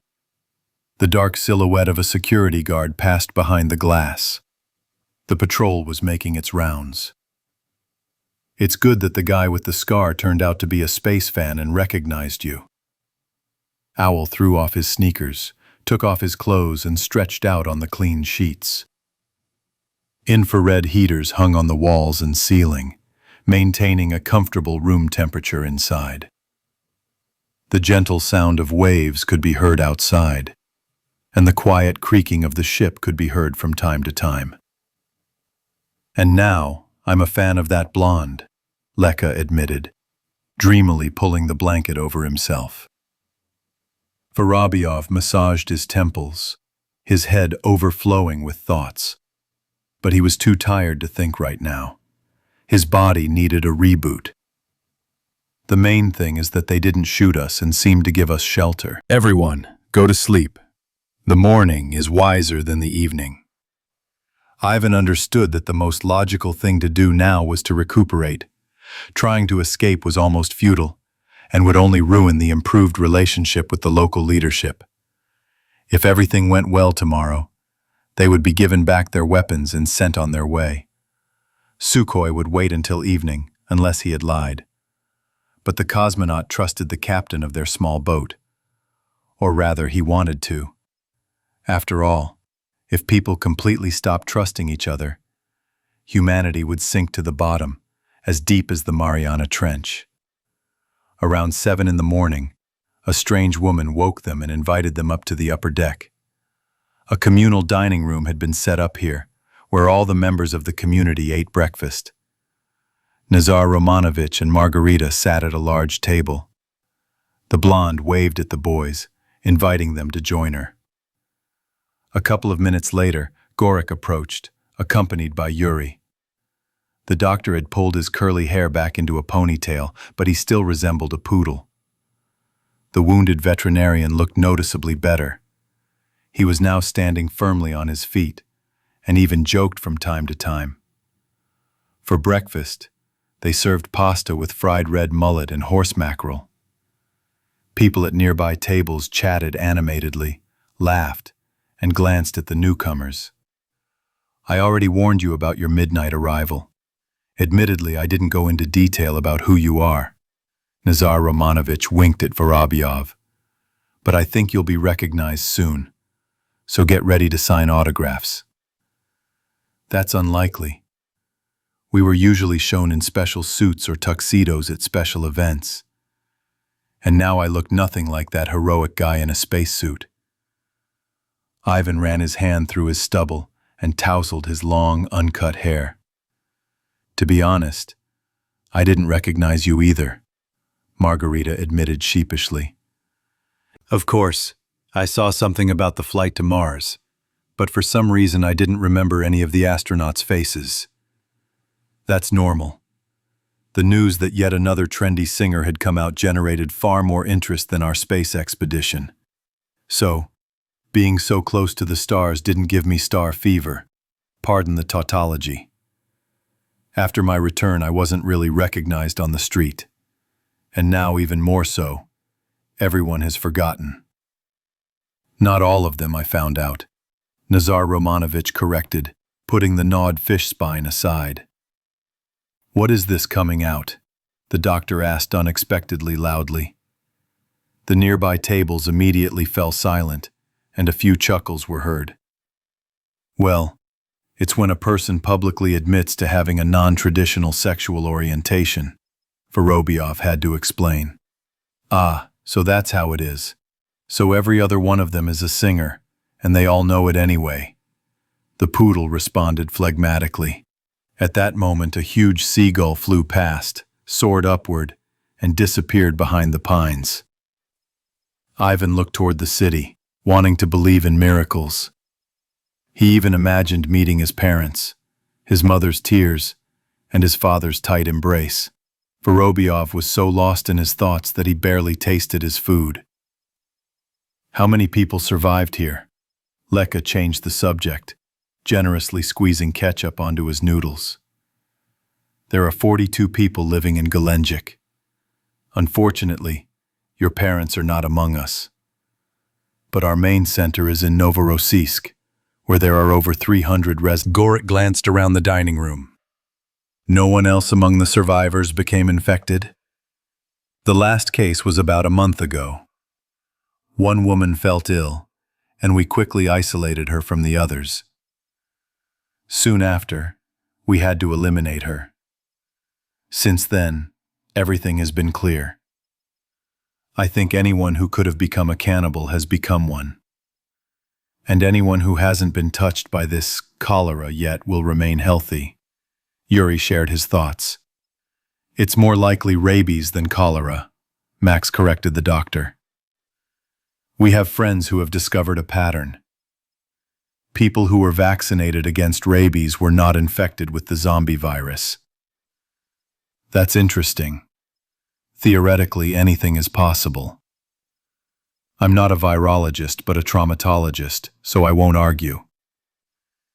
Incidentally, I have that vaccine. Though I got it about 10 years ago, the poodle recalled. Margarita and Nazar Romanovich also confirmed that they had received an anti-rabies injection in the past. We need to clarify this issue with the others. The blonde took out a small notebook and made a note with a pencil. While the others chatted, Ivan considered how to signal Sukhoi that they were all right. The captain wasn't eager to meet the local authorities, but he might have had his own reasons. Okay, let's not make a fuss. We still have time.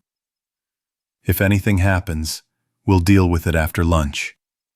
The cosmonaut decided to himself. So, you're the one in charge here. And who's in charge in Novorossiya? Leka asked. Lieutenant Commander Nikolai Fedorovich Golovin. A naval officer and a decent man. It's people like him, as they say, that keep the country going. Now we have our own little state. We even came up with a name for it. Novorossiya. What do you think? Sounds good. Vorobyov approved. I like it too. A new resurgent Russia with its center in Novorossiysk. and we're like a second capital. They call me the mayor here, but it's more of a nickname than a position. Mizar Romanovich leaned back in his chair and clasped his hands behind his head.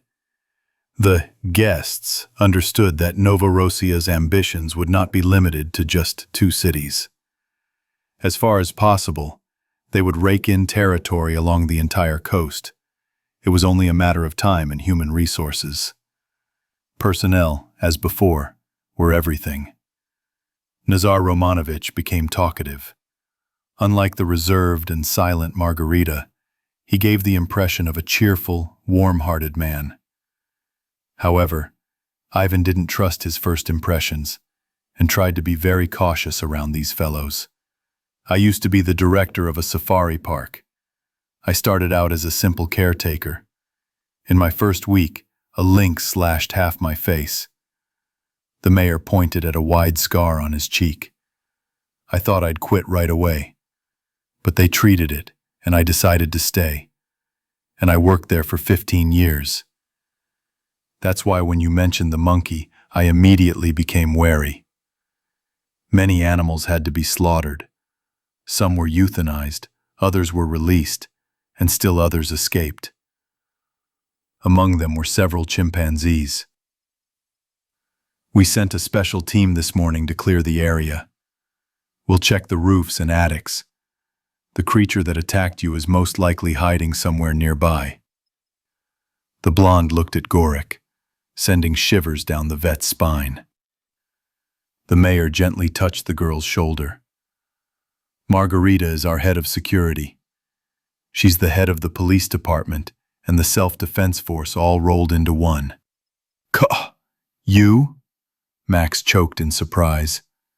In appearance, Margarita resembled an actress, a singer, or a beautiful athlete, but certainly not a police officer.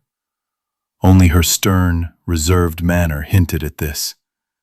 Senior Lieutenant, the blonde introduced herself, looking calmly at her interlocutors. And she's also the best shot among our entire merry gang, added the mayor. The men obey her instantly. Iron discipline.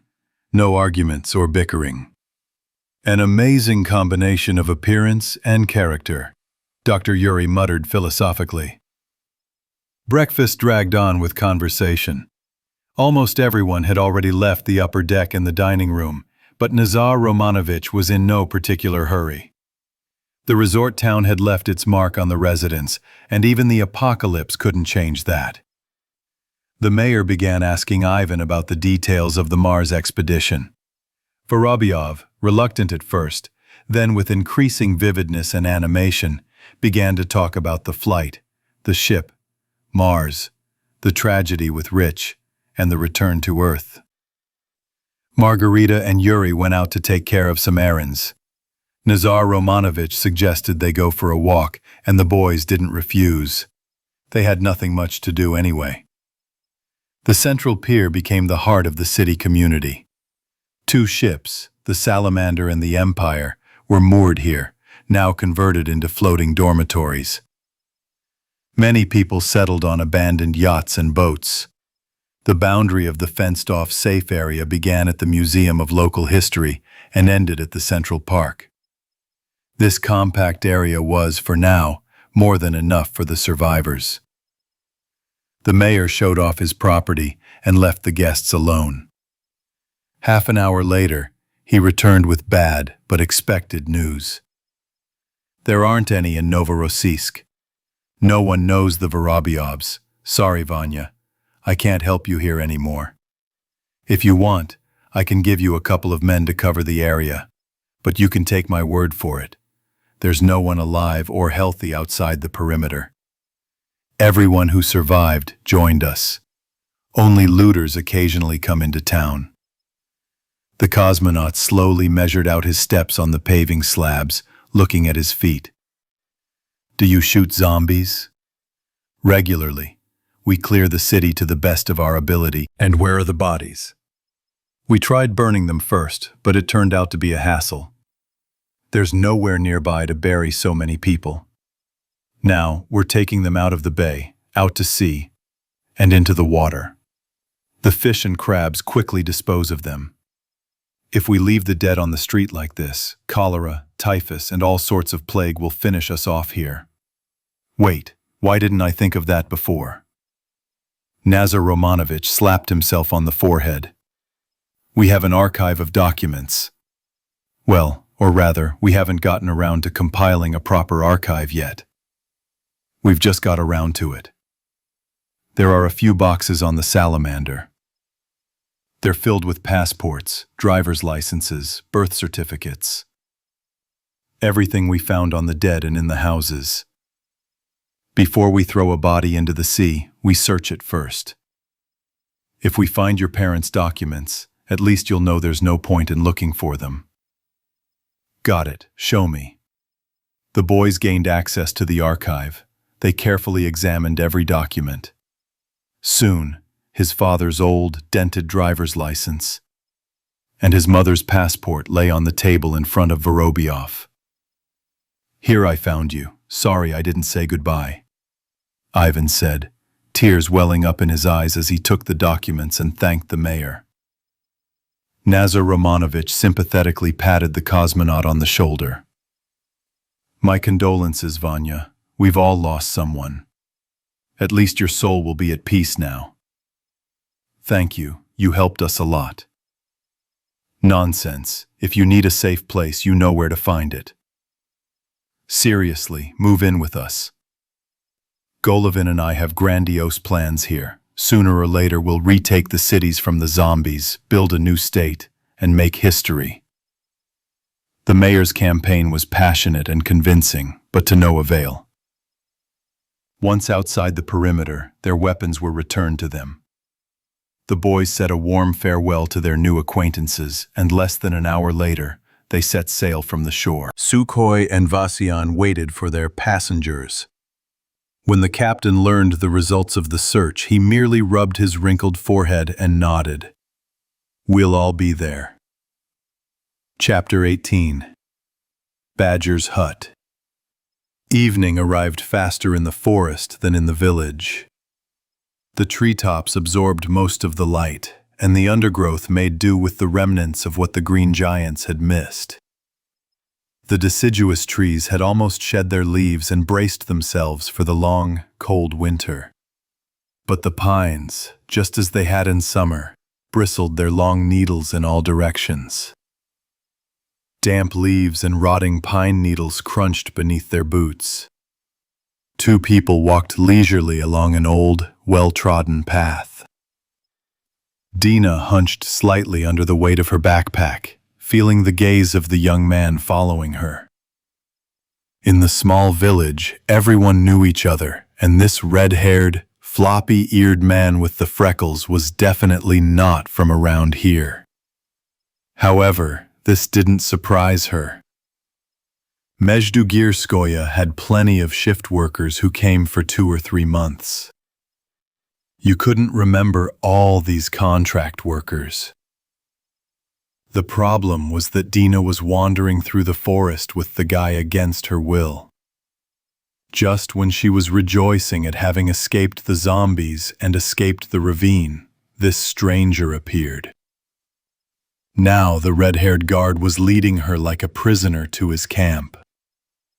Soon, Badger's Hut, a haven for all the forest wanderers, came into view through the trees.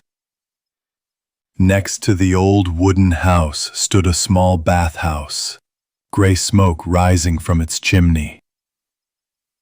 The measured, drawn-out hum of a saw could be heard. Life was clearly simmering here. Dina had spent the night in this place many times, and every bush around was familiar to her. Despite being a prisoner, she wasn't overly concerned. Surely there was someone she knew in the Badger Hut, and then they would return her bush hammer and tomorrow she would go on her way. "Look at what I found," the redhead exclaimed, presenting it to Dina as if it were his trophy. A short, slightly plump woman of about 50 with a frightened expression emerged from the house. Behind her, another woman, much younger and slimmer, emerged. At the same moment, 3 men emerged from behind the bathhouse, and the entire group stared at the captive. Dina breathed a sigh of relief. She knew many of them well enough. The grown woman's name was Uliana Andreevna, and her husband, Pavel Dmitrievich, was there, just like her, short and plump. She remembered that men often called him Pooh because of his resemblance to the cartoon character Winnie the Pooh. The second woman worked in their village pharmacy, but Dina had forgotten her name. Dark-haired, with delicate, graceful features, beautiful yet somewhat haughty, she was considered one of the most beautiful women in Mezdugirskoy. A couple of years ago, the pharmacist became a widow, and rumors spread that she had become the mistress of the deputy mayor of the village. Dina didn't recognize the young, dark, skinny guy and assumed he was also a shift worker. But she remembered the healthy, broad-shouldered man next to him well. His name was Karitan, but everyone usually addressed him respectfully as Natanich. He worked as the chief mechanic at a mine near the village. In fact, it was thanks to this enterprise that life in Mezdugorskoy had flickered before the epidemic. Natanich held a huge axe, which in his powerful hands seemed like a toy. He looked Dina up and down and grinned. "Hello, tourists.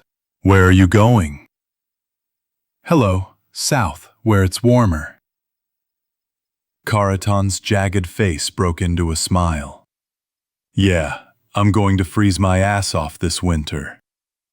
We're here, you see, collecting firewood." "Okay, you're not going to be wandering around the taiga at night, are you?" "Stay the night. There's plenty of room." "Let him return this red hammer of mine first." Natanik's glance was enough for the boy to hand Dina the bush hammer. Things were looking up. "We've heated up the bathhouse. Will you wash up before dinner?" Yuliana Andreevna's kind, gentle voice reminded the girl of her mother. This evening was radically different from the previous one. Instead of an empty barracks, Dina sat in a warm house among people. Instead of frozen stew, she ate hot fish soup. And instead of water, she drank hot, aromatic tea. After the bath, such bliss spread through her body that she wondered if it was worth going anywhere. Maybe it would be better to stay here, in her native forests. But her intuition told her to follow the plan. Everyone gathered for dinner except for a skinny guy named Vadik. He was on duty, waiting for the red-haired man to relieve him. Dina's hunch was confirmed. Vadim and the long-eared Diamond had arrived at the beginning of the summer as shift workers, but hadn't been able to leave the village. She noticed that they obeyed Natanik unquestioningly and were deeply afraid of him. Haritan himself reminded her of a burly service dog, powerful jaws and chin, wide cheekbones, a large nose and lips, a high forehead, and short graying hair. Dina immediately realized that the beautiful brunette pharmacist was now Natanik's girlfriend. It all made sense. The most beautiful woman would lie down with the strongest man, because the strongest man was the leader. The brunette's name was Regina, and every time she met her eyes, the guest felt a cold, wary gaze. It was as if the pharmacist was warning her not to approach her. Or rather, not to approach her and Karatan. Dina felt a little amused. Did this sultry fury really consider her, a snotty 18-year-old who'd forgotten the first time she'd worn makeup, a real rival? Regina herself managed to look good even in the forest, wearing only light makeup. Beauty was her greatest asset, and she knew how to use it. "I thought you were friends with Genka?" asked Natanich, finishing his second plate of fish soup. "Yes, with him. He was a decent guy, tough. He worked under me and wasn't too slow. Dina didn't want to indulge in memories. She tried to forget the past as quickly as possible. How long have you been settling here? About 2 weeks already, replied the simple-minded Pavel Dmitrievich. At the table, he looked even more like a gluttonous Winnie the Pooh. I met a crowd of zombies on the way. Danilich was among them. That old geezer, he just can't seem to die. Even this infection didn't finish him off. Hariton laughed hoarsely. Zombies get here too. We kill them from time to time. Red-haired Diamond stared at the former captive with undisguised interest. Dina sensed this and tensed. The guy wasn't her type, to put it mildly. It was a good thing she wasn't the only woman in their company. Otherwise, the evening could have ended very differently. Times have changed. There are no laws. Might is right. We want to run to the village tomorrow. Come with us? Hariton blew on the hot tea and took a cautious sip. I just came back from there today. Why would I go back? There's nothing to do there. The village is deserted. Well, I wouldn't say so. There's still a lot of useful stuff left, Pooh objected. The girl shrugged, on the one hand agreeing with this, and on the other showing that she didn't care. I carry everything that is mine with me. I don't need anything that is not mine. And now everything is shared. Whoever gets it, gets it. Natanich winked at his guest. Regina pursed her lips in displeasure and looked critically at the men. Why are you bothering the girl? If she wants to go, let her go. It would be such a shame if the bears in the forest ate such a beauty, Pooh chuckled. Come on, forget it. You'll only cause trouble. Uliana Andreevna hissed at her husband. Though it's crazy to wander around the taiga alone. Just think about it, daughter. We're a team here after all. Together, it's not so scary.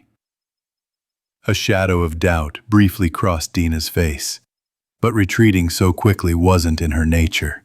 The more they tried to persuade her to stay, the more she wanted to keep going. Okay, time to hit the hay. Who's going to take over from Vadik? Hariton yawned so wide his mouth could have fit a crow. I, answered Dima, scratching his protruding ear. I'll get up tonight and check on you. If you fall asleep like last time, I'll feed you alive to the zombies, Natanich warned. And judging by the redhead's reaction, he wasn't joking. Dina went to bed with mixed feelings. She felt safe, yet at the same time, a strange anxiety kept her from relaxing. She would feel more at ease alone in the tent than here. She was determined to rise as early as possible, so she could resume her journey at dawn. But a hearty dinner, fatigue from the day's journey, warm shelter, and the bathhouse had taken their toll. Dina overslept and opened her eyes just after 9. The sun was already shining brightly through the window. The gloomy clouds had temporarily retreated. The girl began to pack hastily, but couldn't find her travel clothes. At that moment, the door creaked, and Natanich entered the badger hut. Where are my clothes? The guest stood in the middle of the house in gray tights and a red top. How should I know? Where's my backpack? I left it here. The girl looked around every corner in confusion. Hariton scooped a full mug of water from the bucket and drained it in large gulps. Then, silently and without warning, he came up behind her, grabbed Dina by the hips and spun her around. Ow! What's wrong? Let go! A huge palm grabbed the back of her head. Before Dina could react, Natanich's chapped mouth was on hers. He pressed so hard that she began to choke. Take off your clothes, Hariton commanded, in a tone that did not allow for objections. I won't. He pushed her lightly, but it was enough for the guest to fall helplessly onto the bed. Is he drunk or something? Where is everyone? What's going on? Where's Regina? A flurry of questions flashed through her head in a second. Natanich tried to pull her tights off, but Dina kicked him in the forehead and screamed. Help! Help! Keratin's laughter drowned out her scream. The girl curled up into a ball and turned pale. You're such a fool. Who's going to help you? Look. He walked up to the door, kicked it open, and barked across the yard. Hey, I'm going to screw Dinka now. Make sure no one comes in here. The girl, shaking with shame and fear, jumped abruptly from the bed and grabbed a knife from the table. Natanish yawned lazily, assessing the threat, then pulled a steel poker from behind the stove. In his hands, it seemed as thin as a twig. Look, I'm going to hit you now and break your arm. You won't be able to hold a knife. That's one. Then I'll break your other arm just in case. That's two. And I'll still punch you. That's three. Good or bad, I'm going to fuck you now. No options. Decide for yourself what you want. Dina didn't move. The knife trembled in her hand, but she didn't drop it. Keratin took a step forward, then another. Yesterday they fed you, gave you something to drink, put you to bed, and protected you at night. You have to pay for that. This is a common house for everyone, the girl squeezed out with difficulty. It used to be everyone's place, but now it's ours. Times have changed. You could say we've opened a hotel here, like the Grand Hotel Badger Hut. So what, the hard way? The brute raised his poker to strike. Dina gave up. The knife fell to the floor. She dropped her hands and froze like a wax statue. Let him choke on it. Just once, and I'm free. The man pushed her onto the bed, lifted her top, and began kissing her small, firm breasts. When he entered, Dina cried out in pain. Keratin's cock turned out to be as massive as he was, twice as big as Genka's. Luckily, it only lasted a few minutes. He spent longer coaxing her than raping her. The girl tried to come to her senses as quickly as possible. She was afraid to stay there even for an extra second. Where are my things? Natanish pulled the hidden clothes out of the bag and threw them on the bed. Dina quickly pulled on her pants. And the backpack? Why do you need it? Keratin struck a lighter, and the house was filled with tobacco smoke. What do you mean? We agreed. Give me back my things, you asshole. Take these rags and get out. The rest is ours. We'll keep your boots, too. If you keep showing off, you'll end up running off into the taiga in your underwear. You promised. This is mine. Scum. Creature. Dina sobbed from pain and resentment. Naked Natanish took a drag and scratched his balls with a satisfied look. I'm not a creature. I just care about my people. I don't care about anyone else. I take from strangers and give to my own.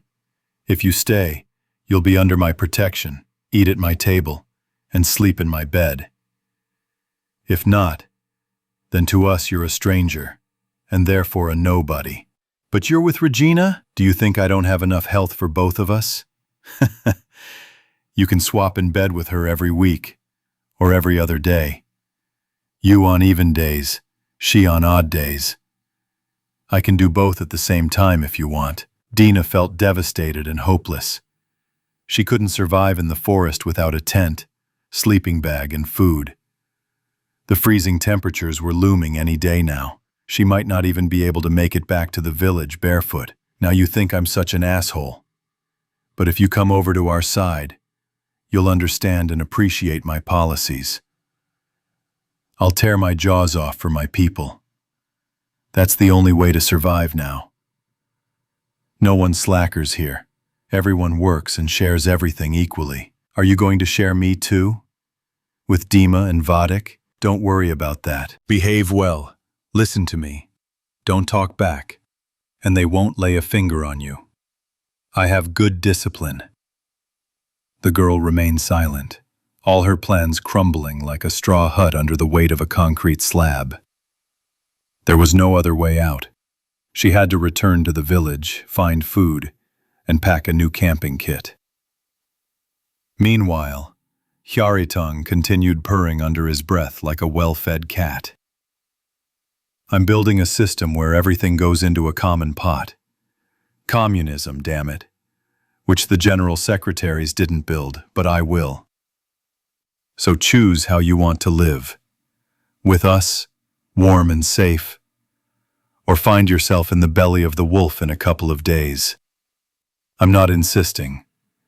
If you want to die, go away. If you want to survive, stay. Dina lay down and hugged her knees to her chest. She continued to cry in the fetal position, biting her lips in despair. A new plan was needed. Chapter 19. The Tooth Fairy. Boris sat on the roof, tightening the last screw. It was a pleasure to work in such weather. The summer heat had already subsided, but autumn still offered warm days. Are you coming soon? There's no point in talking without dinner. Come on, get down. Theodore's cry came from below. Finished. I'm going to poop. The border guard jumped to the ground and threw the screwdriver into the box. The men were finishing up a new cattle barn. The village was being rebuilt and transformed into one large farm. Lev Nikolaevich poured kvass into mugs. The president liked this simple rural life. He didn't miss the luxurious interiors of the Kremlin, his expensive cars, or his private jet. Kornilov even enjoyed hammering and sawing with greater pleasure than signing endless decrees and orders with a pen. Meanwhile, Fyodor was making plans for the further development of Dalny. Over the winter, he wanted to build 3 large greenhouses to grow herbs, cucumbers, tomatoes, and other vegetables year-round. He planned to plant an orchard on the land along the river, and in the spring, he planned to plant potatoes, wheat, and sunflowers in the field in front of the village. Zombies and bandits no longer troubled the villagers. Life was gradually improving. After the president brought a truckload of weapons from the government bunker, the security of Dalny also became more secure. The friends sat down on the grass and laid out the dinner on a small tablecloth. We need to get a compact concrete mixer so we don't have to stir the mortar around in the pan, the Cossack said, slowly and sedately peeling potatoes in their jackets. Robocop sprinkled a crouton with salt and crunched it. We've scoured the area thoroughly. We need to check out Volkovka. It's close to Dagamis. There are a lot of zombies there. Fyodor wiped his mustache, which was wet from kvass. We're not empty-handed either. We have some ammunition. I'd go there when the guys get back. It's worth it, Kornilov agreed with the border guard. Lev Nikolaevich understood that the village was still lacking much, and that the only way to obtain what was needed was through looting.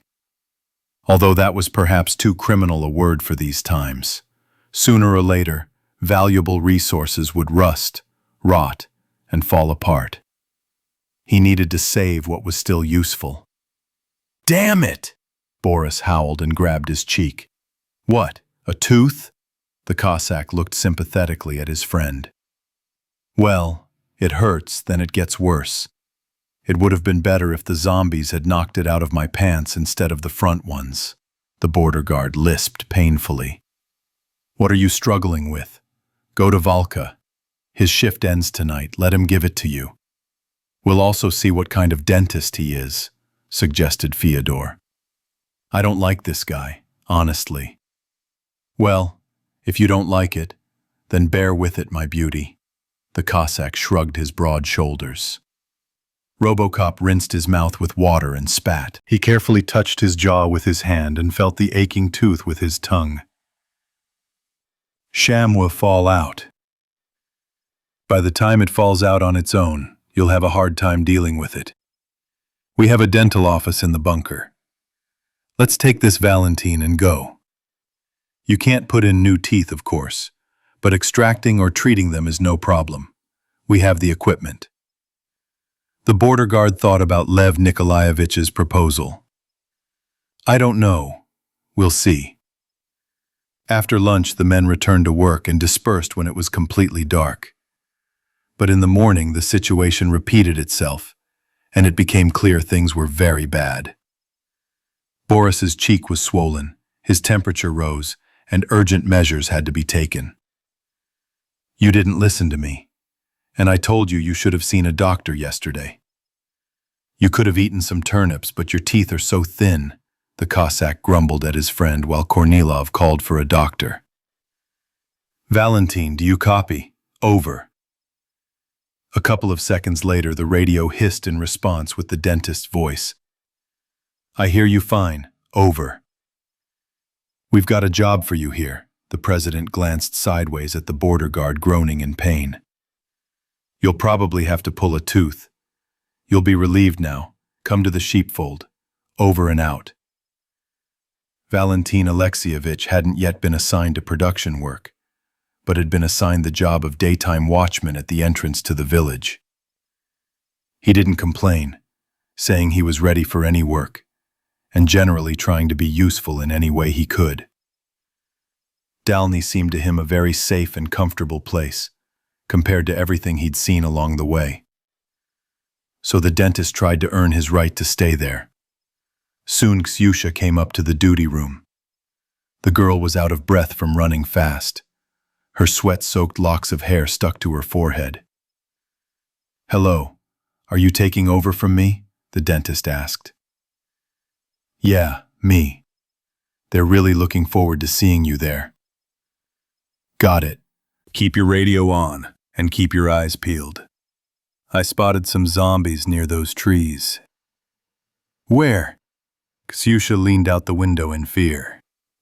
Valentin suppressed his laughter, put on a serious face, and pointed in the direction with his finger. Over there.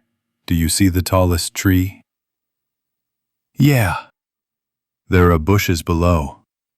They're peeking out from them, and then they hide back. They're very cunning. Be on your guard. The girl, with her mouth slightly open, peered into the front edge of the forest, not yet realizing that they were playing a joke on her. How do they hide? The dentist took a couple of steps back, scratched his black beard and coughed into his fist, barely holding back a smile. Are you kidding? The girl frowned and turned around abruptly, but Valentin was already descending the stairs. Keep your eyes peeled. His cheerful voice came from the first floor. Lev Nikolaevich, Fyodor, and especially Boris waited impatiently for the doctor. Robocop sat on the ground, his one eye closed, groaning softly in pain. The dentist hurriedly approached the sheepfold, handed the Cossack his medical bag, and began examining the patient. Well, it's not that bad. The tooth can't be saved, but we'll extract it without any problems, Valentin quickly concluded. What about anesthesia? Mumbled Boris, who had been afraid of dentists since childhood. We'll do it. I've packed all the tools I could into my survival kit. I also have a small supply of anesthesia. The entire procedure took less than half an hour. The doctor prescribed a rinse, warm chamomile baths, and handed the extracted tooth to the patient. Keep it as a souvenir. Put it under your pillow. The tooth fairy will take it at night and leave you some money. Well done, Valak. You saved me. If it weren't for you, I'd have been picking around in Robocop's mouth with pliers myself. Fyodor sighed with relief. I would have gone crazy then. The dentist went back to the duty room, and the men returned to work. But after the operation, the border guard began to feel dizzy, and they sent him home to rest. I hope our guys come back tomorrow. They've been gone for 2 days. Fyodor hung up the saw and picked up the plane. He was already starting to worry seriously about the boys, and naturally, especially his son. Let's follow their route to the sea. Maybe we'll find out something at least. The president didn't yet know what else to propose beyond this plan. Just the two of us? Who are we going to leave the defense to? Boris is barely alive, and it's not a given he'll recover tomorrow. That leaves your Petka and Valak. But he's new, not battle-tested. It's scary to abandon the village, and it's depressing to wait. Well, God willing, they'll come back. Meanwhile, Oksana dropped a knife in the kitchen but didn't knock on the wood. The knife could have been Lyoka's. Chapter 20. Nightmares. It had been a difficult day. As he drifted off to sleep, Andrei kept thinking about his experiments and the antivirus. But even that night, his brain didn't have time to properly rest, as the same thing continued in his dreams. Kuznetsov woke up several times, came to his senses, and then dozed off again, his mind overloaded. But the biggest and most vivid nightmare came towards morning. Andrei ran down a long gray corridor. He knew for sure they were chasing him and tried to hide. A door appeared on the left, half open, revealing a storage room beyond. He could wait there, but Kuznetsov ran past. He heard the elevator screeching and knew his pursuer was close.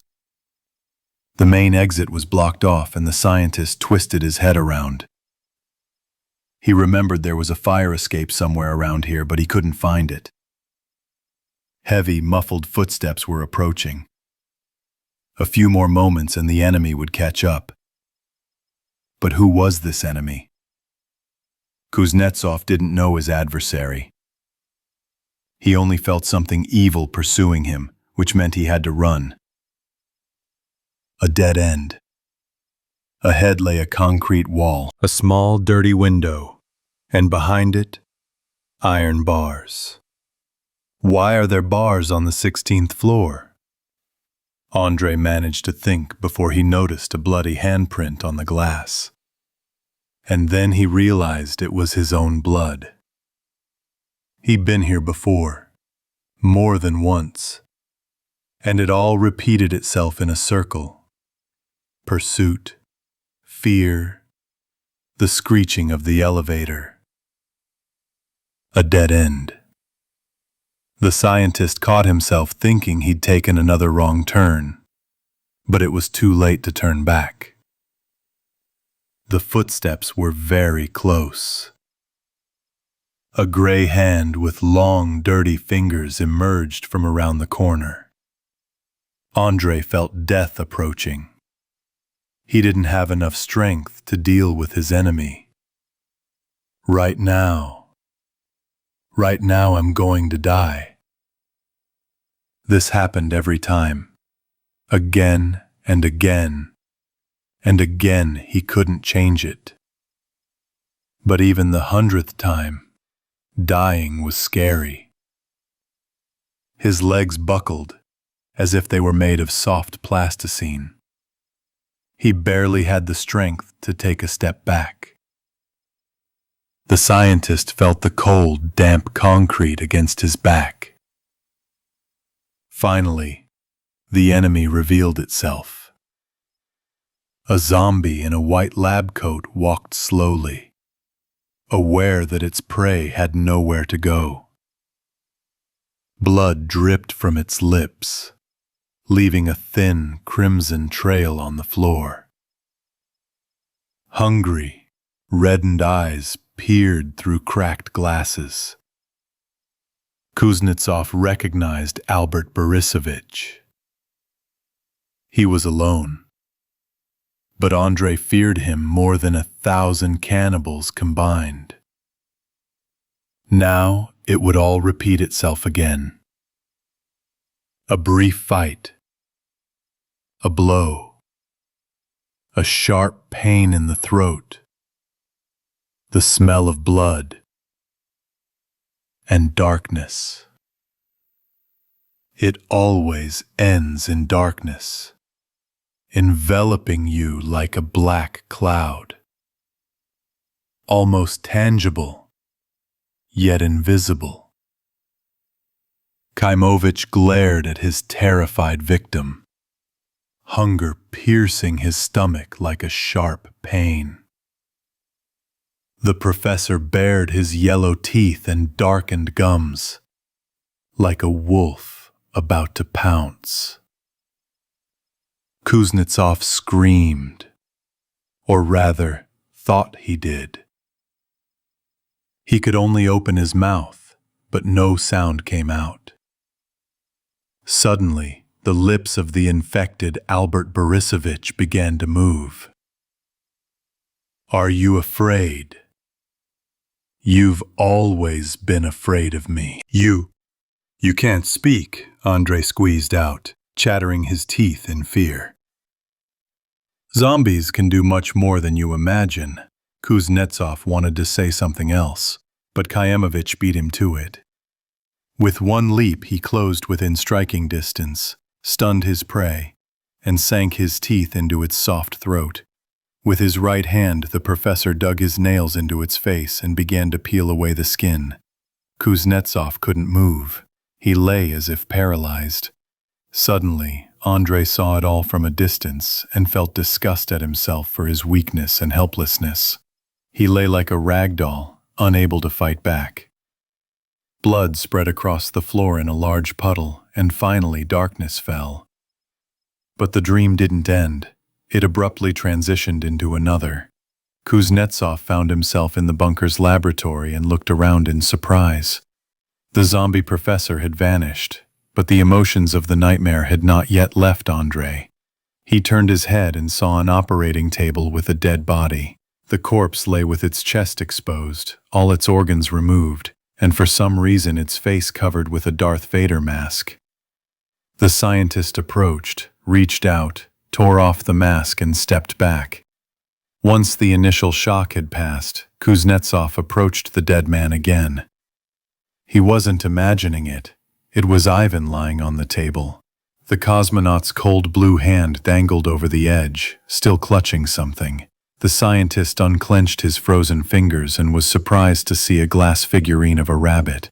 With difficulty, Andrei freed the toy from the dead man's grip to examine it more closely. But Kuznetsov's hands were shaking, and the figurine slipped and shattered into tiny pieces. The ringing was so loud that he squeezed his eyes shut and clutched his head. "Did you smash it, you idiot? Oh well, good luck." A familiar ironic voice was heard behind me. Andrei's eyes widened and his mouth dropped open in surprise. His head was spinning, and he even felt a little nauseous. "But how did you?" the guy muttered, stunned. "Why are you looking at me like you've seen a ghost?" "The body's over there, not here," Kaimovich said, walking past calmly, still wearing his lab coat. Albert Borisovich looked perfectly healthy, with no signs of the infection from his previous dream. "It's good that you came early today. I didn't have time to finish with your friend yesterday. The cosmonaut flew too far." "Why did you kill Vanka?" "What were we supposed to do with him? Give his leg up for breakfast? You know the process is irreversible. A zombie won't become human again. Let him at least serve science this way. I feel sorry for Masha, of course. The girl was widowed early. But what's done is done." "Vanya got infected? But how? We injected him with antiviral medication. We were bitten so many times afterward. Why did he become a can?" Thoughts raced through Kuznetsov's head. Meanwhile, the professor hummed to himself while opening Vorobyov's skull. "What are you standing there for? Help me. Give me that container." A minute later, Kaimovich pulled out the brain and dropped the gray substance into the basin. Then, with an impassive expression, he began to separate the head from the body. Andrei realized he wasn't ready to participate and stepped back. Everything seemed so real that he was confused. Was the professor dead, a zombie, or alive and well? What was the truth and what was the nonsense? Are you going to help or not? Do I have to do everything myself again? Albert Borisovich grumbled, continuing to hack at the muscles and tendons on Ivan's neck. No, this is without me. Well, here we go. I'll fire you, you parasite, if you keep slacking off. Put on your gloves and get to work. How much time have I wasted on you? I thought I'd make a man out of you, a great scholar. And you, ungrateful creature, turn up your nose. The professor lost his temper so quickly that Kuznetsov barely had time to react and duck. The scalpel flew over his head and hit the wall. But Kimovich's anger didn't subside. He began throwing everything he could get his hands on. Andrei hid behind a screen, searching for any kind of weapon. Suddenly, he smelled something burning and cautiously peered out. Smoke billowed from Ivan's severed chest. The operating table burst into flames, then the wall behind it. The flames, like a living creature, leaped from place to place, igniting everything they touched. Albert Borisovich was also burning, but he didn't notice. He continued throwing everything at his assistant. Finally, it was the dead man's head that reached him.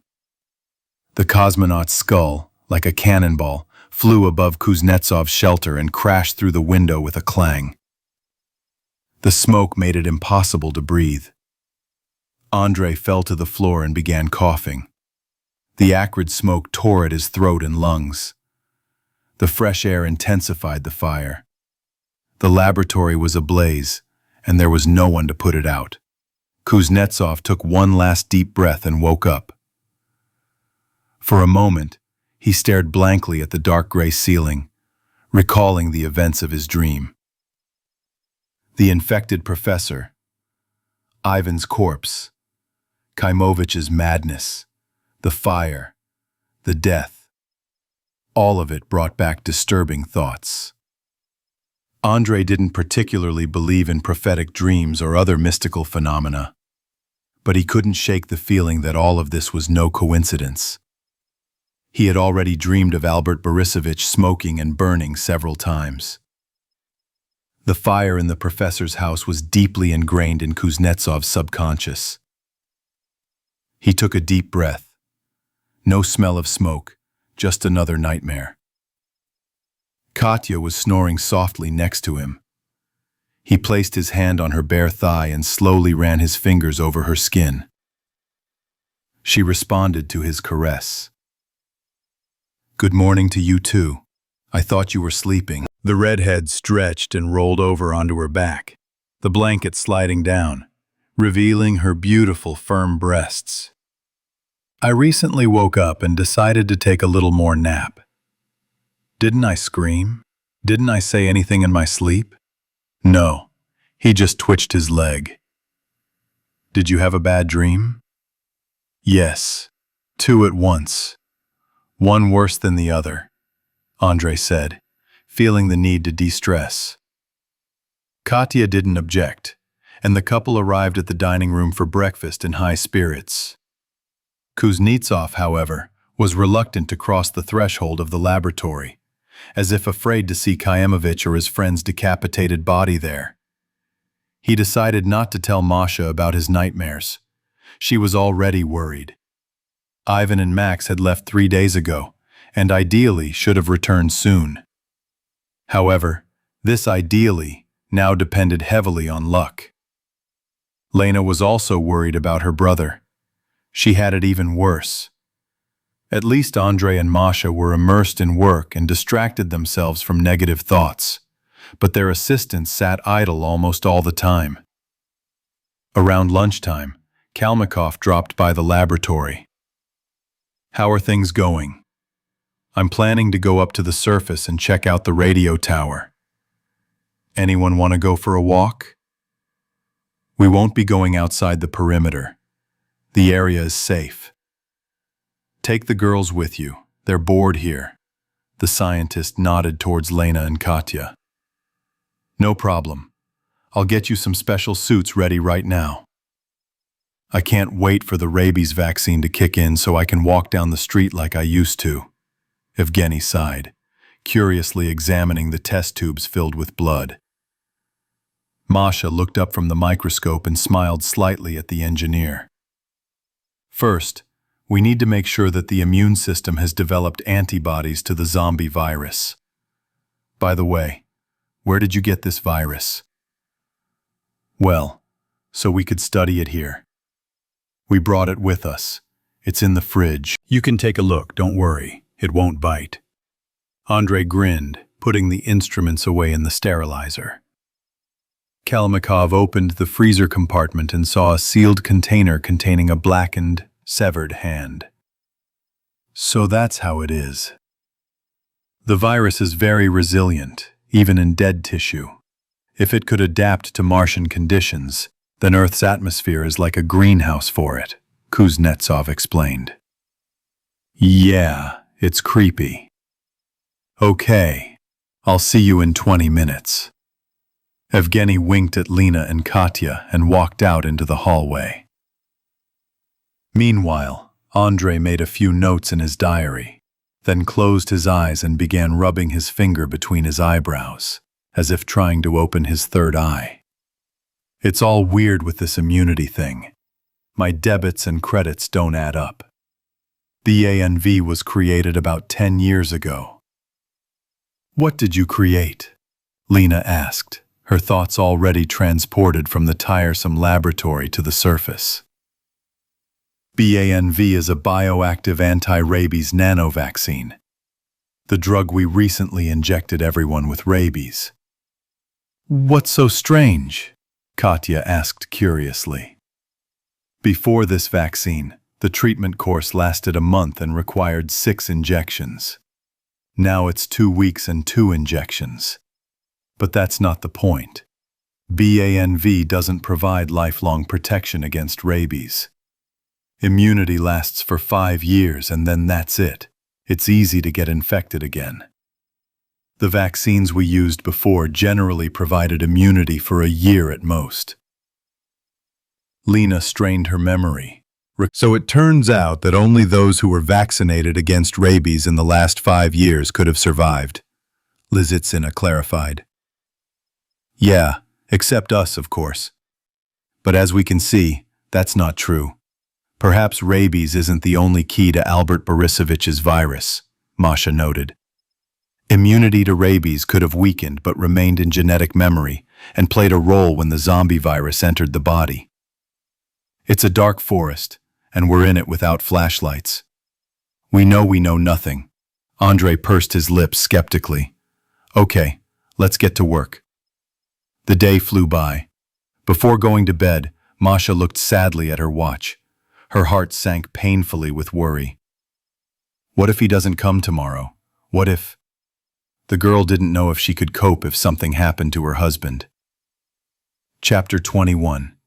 Frost and Sun. After the wolf attack, Albert Borisovich stayed indoors for 3 days. The professor was recovering physically and mentally. The weather wasn't conducive to walks either. The temperature dropped to -30 degrees, but it wasn't as intense as in his native Novosibirsk. There, the humidity and wind made -30 degrees feel like hell. Here in the mountains, the air was dry, making the cold a little easier to bear. Zheka wanted to give up the wolfskin, but Kiemovich insisted the Shoron keep it. Firstly, the shelter owner had shot the gray wolf, and the trophy was rightfully his. And secondly, the wolfskin would remind the professor of Dodge, evoking further sad memories. Tanya tended to her mentor and helped bandage him. The lacerations took a long time to heal without stitches, but slowly but surely, Albert Borisovich was recovering. Overall, the scientist got off easy. If the fight with the predator had dragged on another 30 seconds, they would have had to dig a hole for his master next to Dodge's grave. Now it was all over. No one bothered them with their drawn-out, bone-chilling howl anymore. For a while, the humans were free of a dangerous threat and competitor. By the weekend, The weather had warmed up, and the professor was starting to think about going for a walk. He could now hold a rifle, though his hand still ached.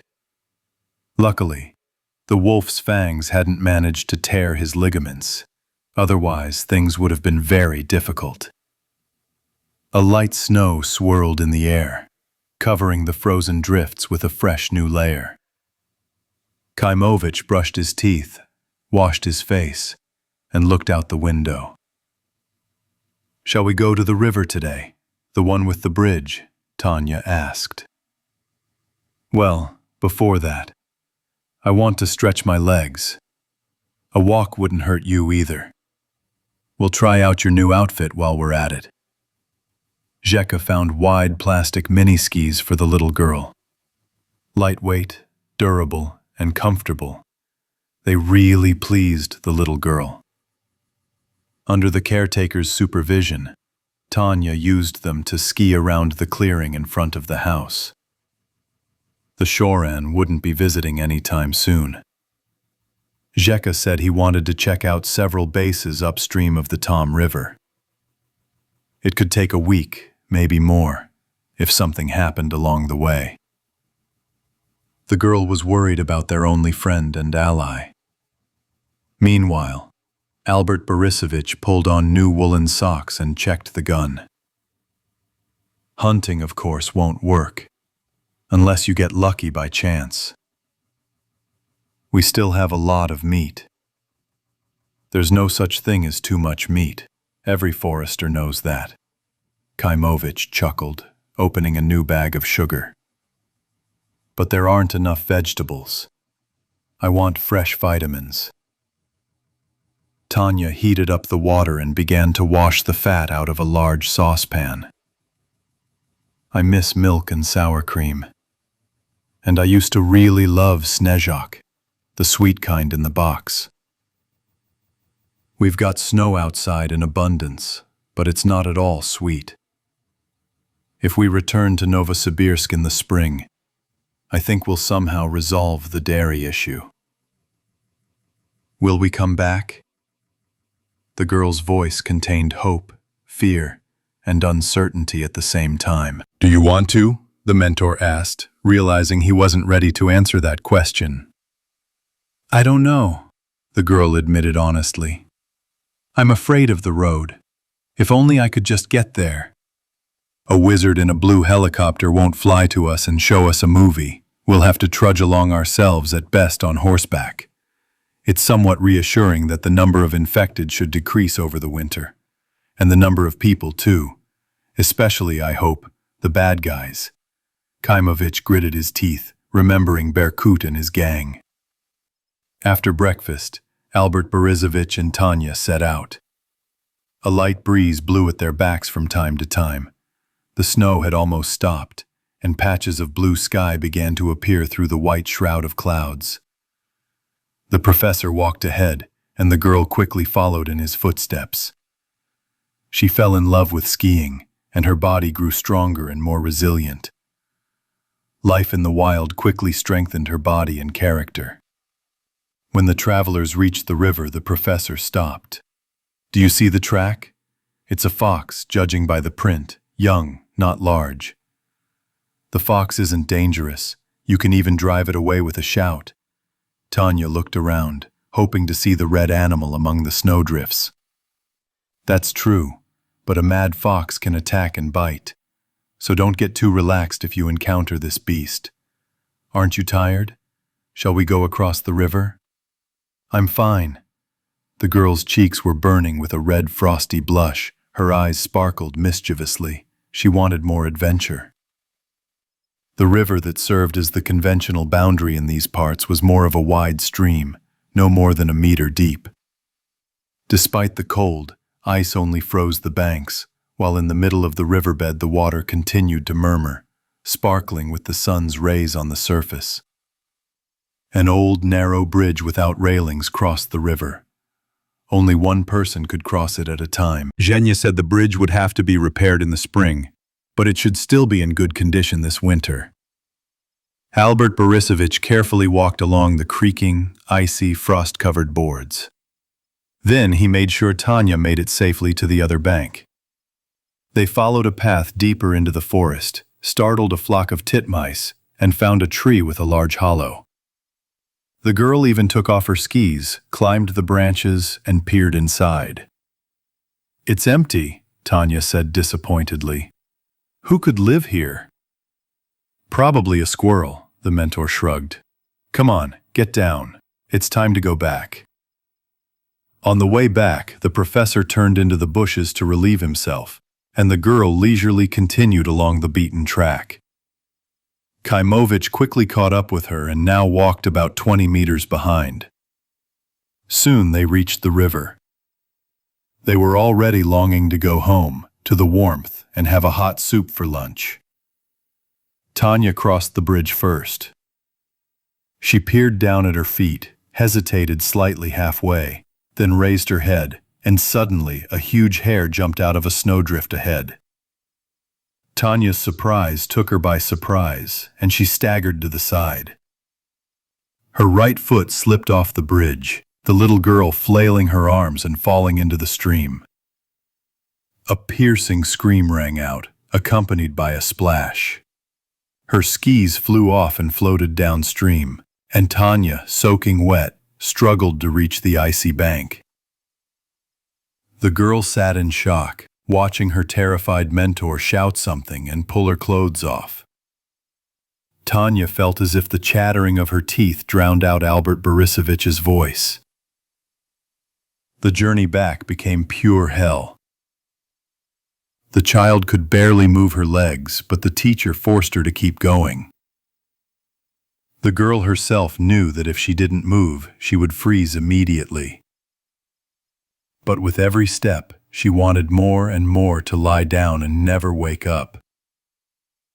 Let her freeze, if only this would end soon.